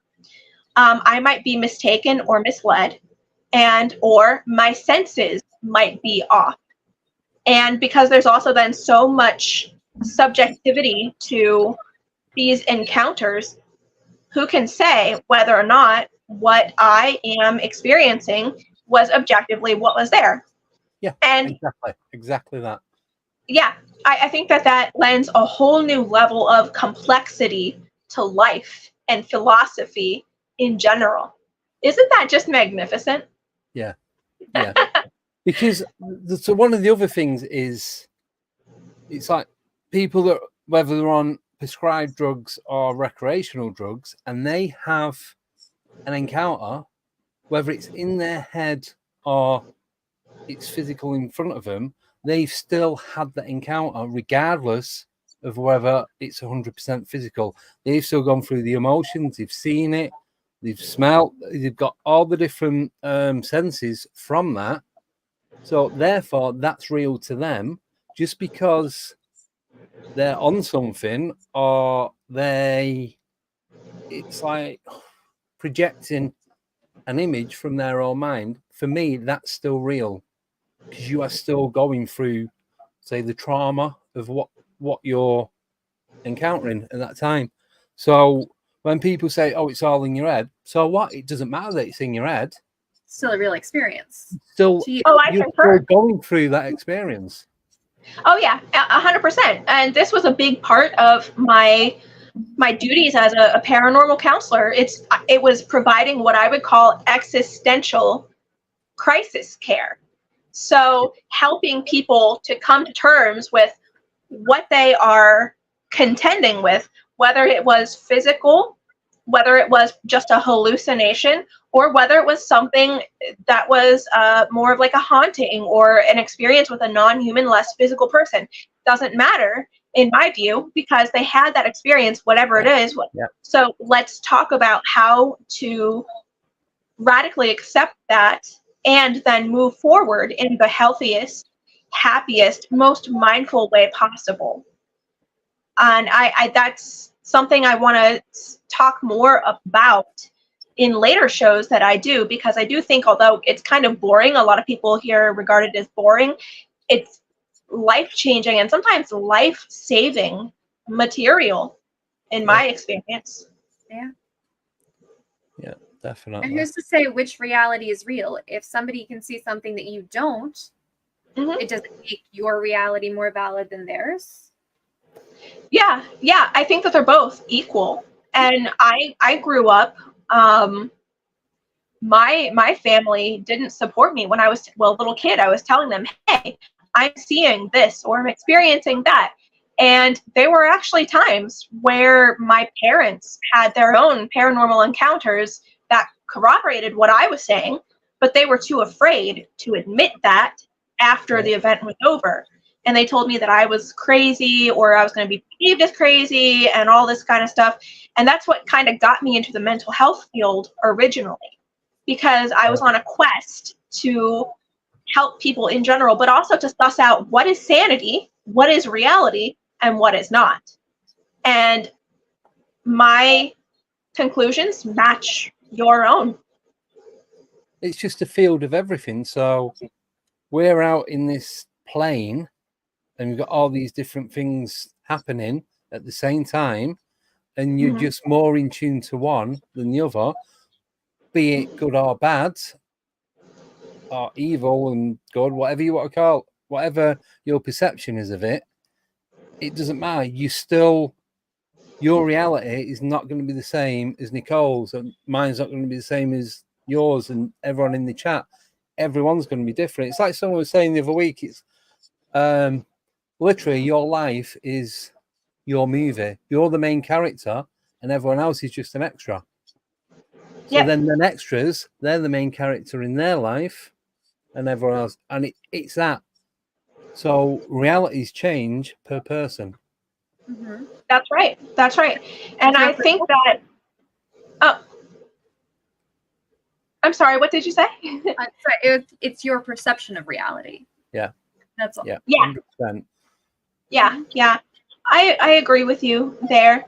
And I think that the so-called side characters, if we can start being better supports for, other main characters in their lives, I think that also would go a long way in transforming human society.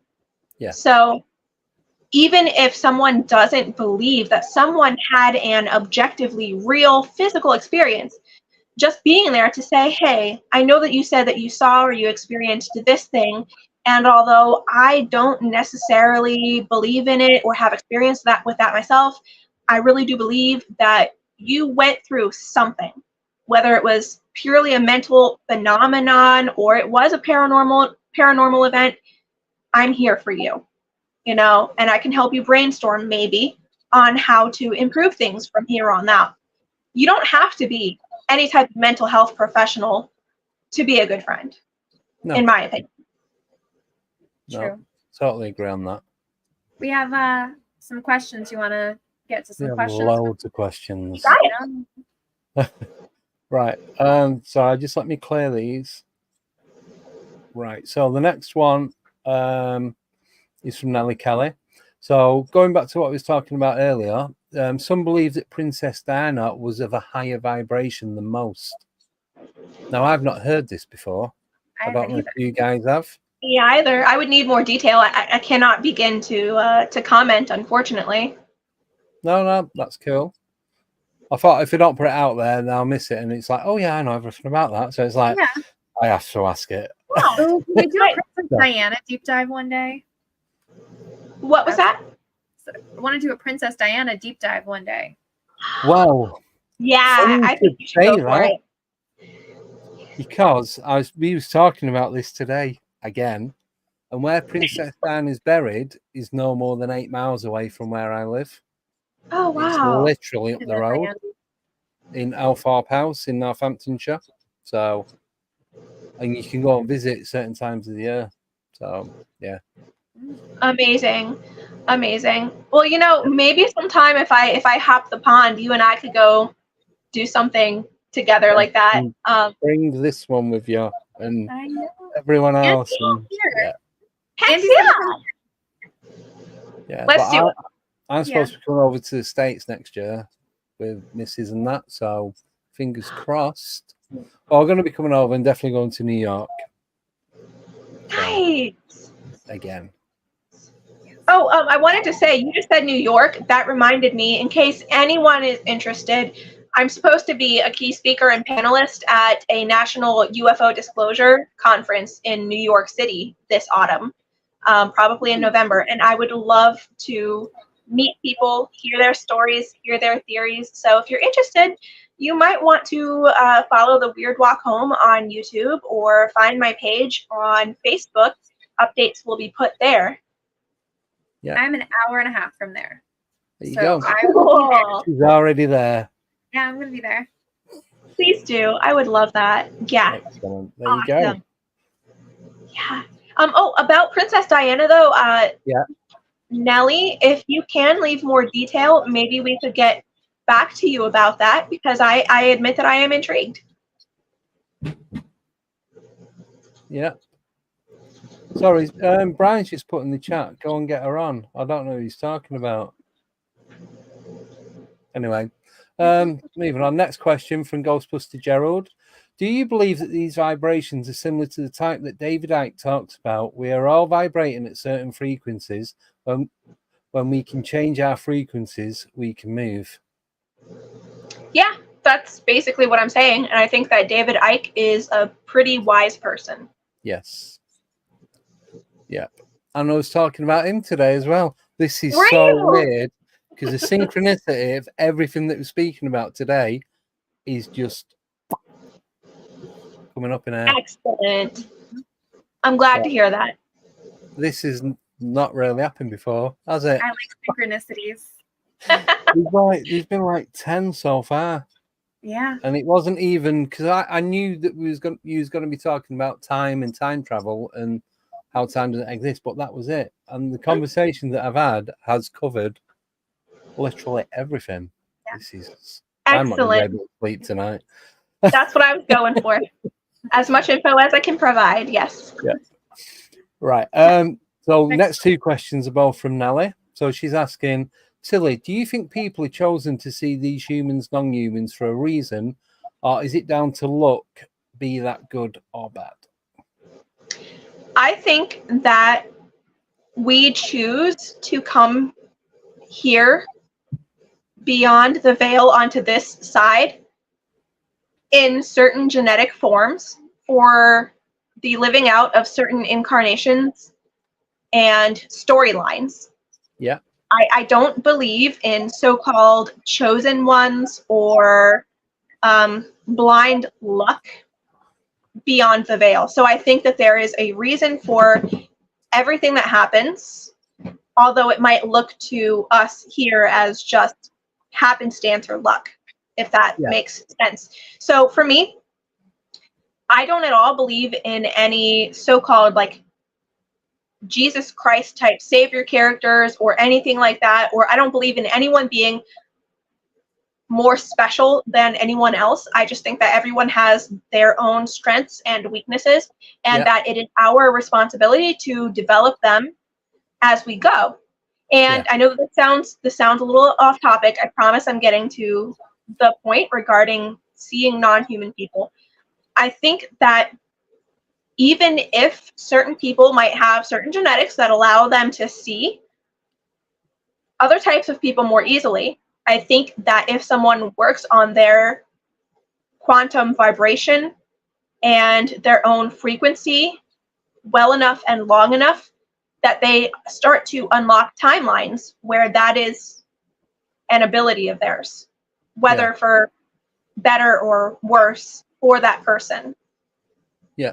So Yeah, no, that's fine. If I was to show you an image, don't worry, it's not the cheap squatch of what I believe is a non-human being that I had a conversation with, but then bench guy. But then it's just all different things. I won't go into detail now. I can message you after the show and give you the full details about it. So this is like one of the pinnacles of my encounters, because it was on an actual live stream when it all happened.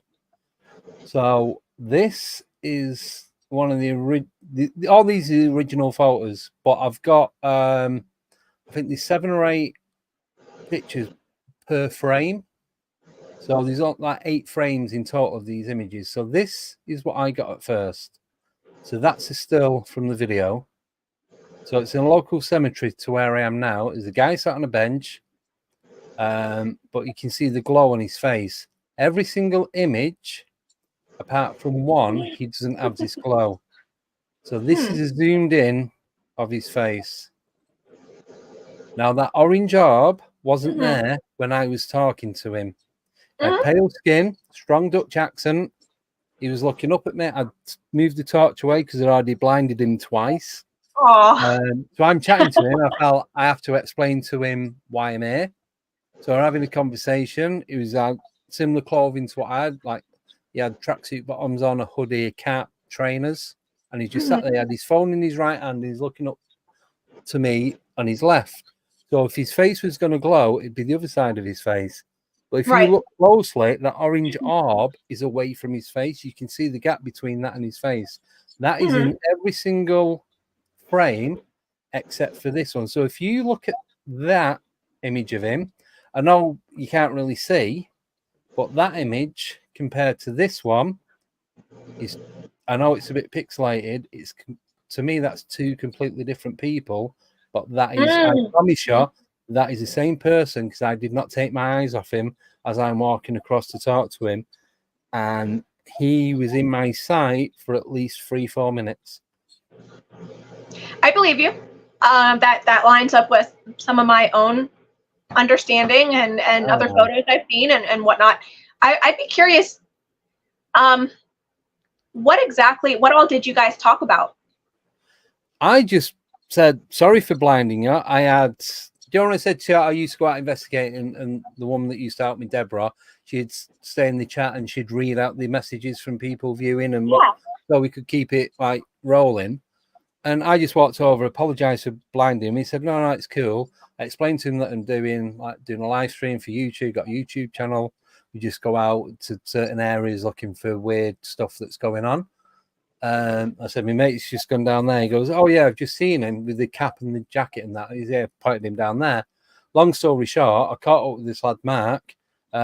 He said, bench guy said, you've just walked past him and he sat on the bench. He went, there's no one there. He stopped his recording on his phone, went back, played it from the beginning. As he's walking past the bench, there's nobody there. I had a GoPro on a body harness as I'm walking past, and he was about a 24 to 27-year-old lad, really, like I said, really pale skin.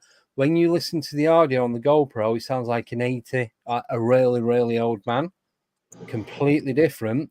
Now, these people in the chat, that some of them are still in there now. Some could see him. I think Nellie Kelly was there, Joe Weeks, and a couple of others. Some could see him while I was filming. Some couldn't. Some could hear him. Some couldn't, and a combination of the two. But it was not. It wasn't how it should have been. Yeah, and that's very common with non-human encounters. Some of them, I think, are really good at manipulating technology, and some are not at all. Yeah. Did he say what he was doing there? No. So this is weird. I was sniffing up, so I was like, was he smoking weed? Was he drinking? Was he having a cigarette? Do you know what? I'm looking at his phone. I've said this a million times. It was when Pokemon Go was a big thing, and people would go to the weirdest places to try and catch these different Pokemon. So I thought, is he doing that? I was trying to look over onto his phone. He wasn't texting anyone. He wasn't in a phone call. And do you remember the original like smartphones where they had the green backlight to them. So it's not like the phones now, which is like a PC screen. You had the green glow to it. I think I do. The old LED screens before they upgraded to what they are now. It was like that. So he had the green glow. So surely his face should have lit up a greeny or bluey colour. But it was the other side of his face. But he didn't say what he was doing. But so you were saying about glamoring before, as I'm talking to him, having this conversation, it felt normal. Like I was chatting to one of my mates that I've just walked past on the street. I walked away, and this is on film, and I got further down the path, and it's like, boom, reality kicked in. And it's like, oh my God, what just happened? And Not yet, yeah. And the only thing I can think of was that was the devil.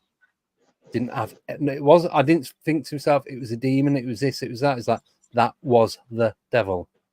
And that is the only thing I ever got from that. Never got anything else. And kind of got a bit panicky as what had just happened, because at the time it seemed like a normal conversation. Well, there's so much to pick for a topic of discussion there. I think that's a brilliant encounter. And actually, if you would be so kind, at some point, I would like you to please write me that encounter if I have your permission, so that I could use it in some of my writing. Awesome.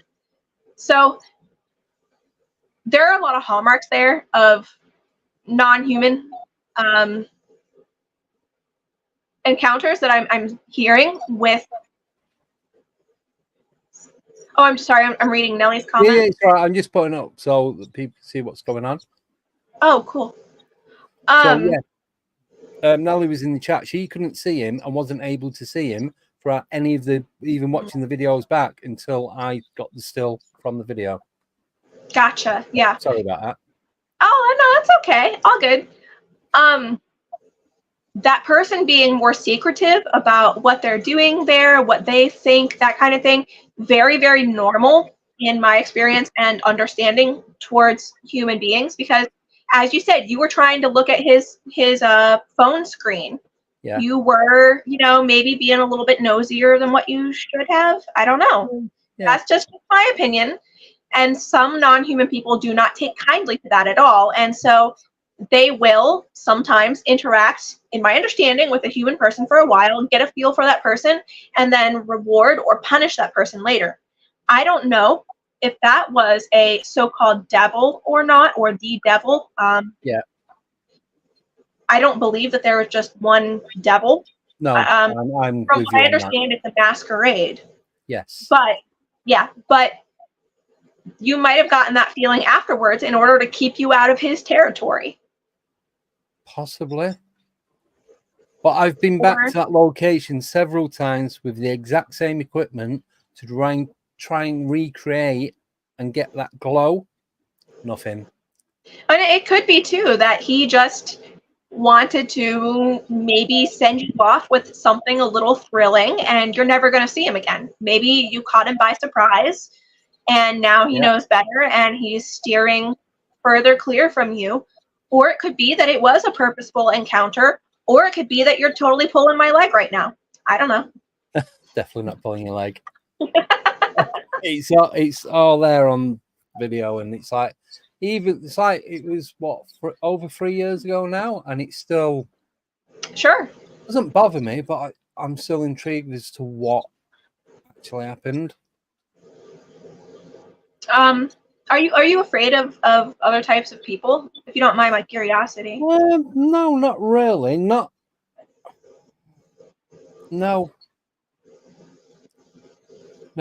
I'm happy with whoever, but I can pick up on someone if they're not got the right vibration, shall we say. Sure. Well, I mean, if you were polite to him for the most part, and you gave him a pleasant conversation as much as you could, I mean, probably nothing bad would come of it. And I don't think that that was a so-called devil. I think that you just ran into a non-human person going about his time.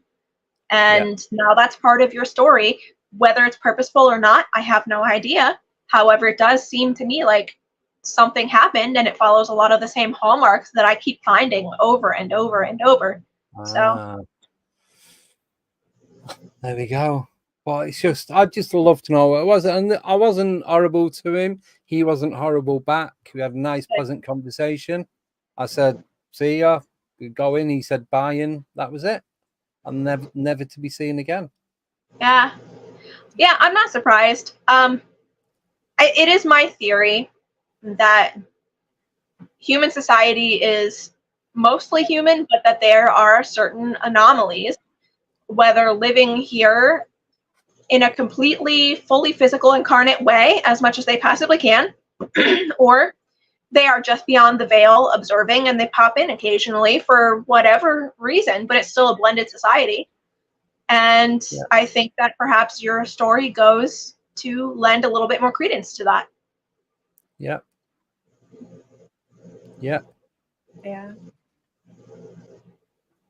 Wasn't this show supposed to be about time? Yeah. Wow. You know what? You're looking about paranormal. Yeah. So, just quickly, Bigfoot Michigan Rob. Hi, Rob. Thank you. I need you and the girls on my show one night or day, Andy. I know we have weird time zones. We can sort that. I'm not name dropping. He's actually in the chat, so it's all good.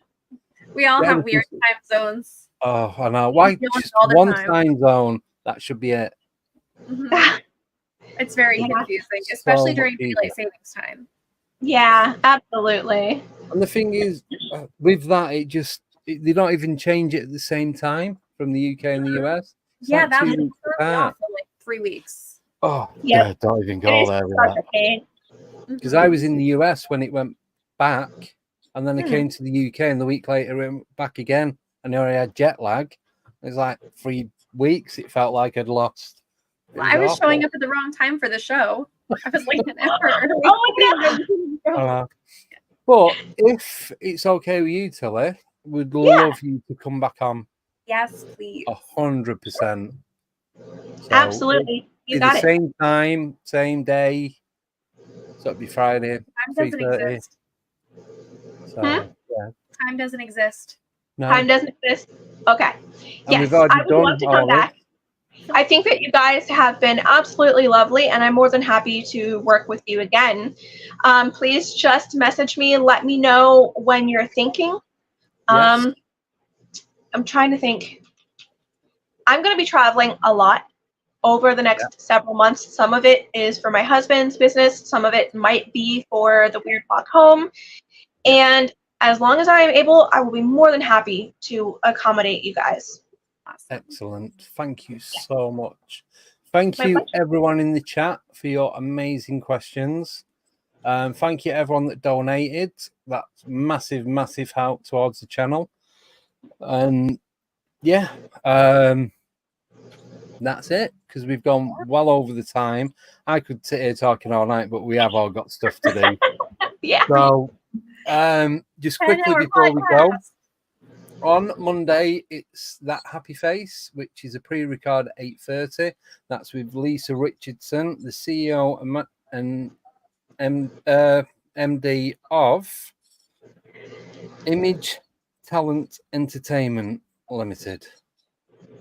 So she's actress, model, producer, director, filmmaker, the full thing. So that's on Monday. If you are a member, you can come on and ask Steve Mira your questions directly. And then on next Friday, we have the Encrypted Table with Eric Wood, Michelle Gray, myself, Nicole, not Tommy, don't know about Sarah, and we also have a surprise guest coming on, so it's going to be a bit of a panel. So that all got started yesterday. Nice. So I love that's surprise going to be guests. a good one. I know, and he's a good one as well. I don't think you've met him yet, so I'm going to say he. And then the next weekend, I am at a GPM Parameet in Nuneaton in the UK on the Saturday and Sunday. So there'll be a lot to talk about that the following week. So massive thank you, Tillie, for coming on. Absolutely loved everything that you had to say. Amazing. So great. Excellent. Yeah, Excellent. it was just awesome. And everyone in the chat, thank you again, guys, because without you, we ain't gonna get anywhere. So Yeah. And until next time, I wish you a merry morning or a magical midnight, and I come in peace. excellent. So thank you, Nicole, for coming on. Thank you, Sarah, for coming on and vanishing, but I know she's on call tonight. And thank you, Tommy, because I should have put a bet on I would have won. We're gonna start with Tommy. Yeah, so have a great weekend. We'll see you in Monday's chat if you can make it. 8:30 UK time, 3:30 EST. If not, if you remember, you can come and talk to Steve Mera. And on that note, have an amazing weekend and hope the weather's nice. So take care, everyone, and goodbye.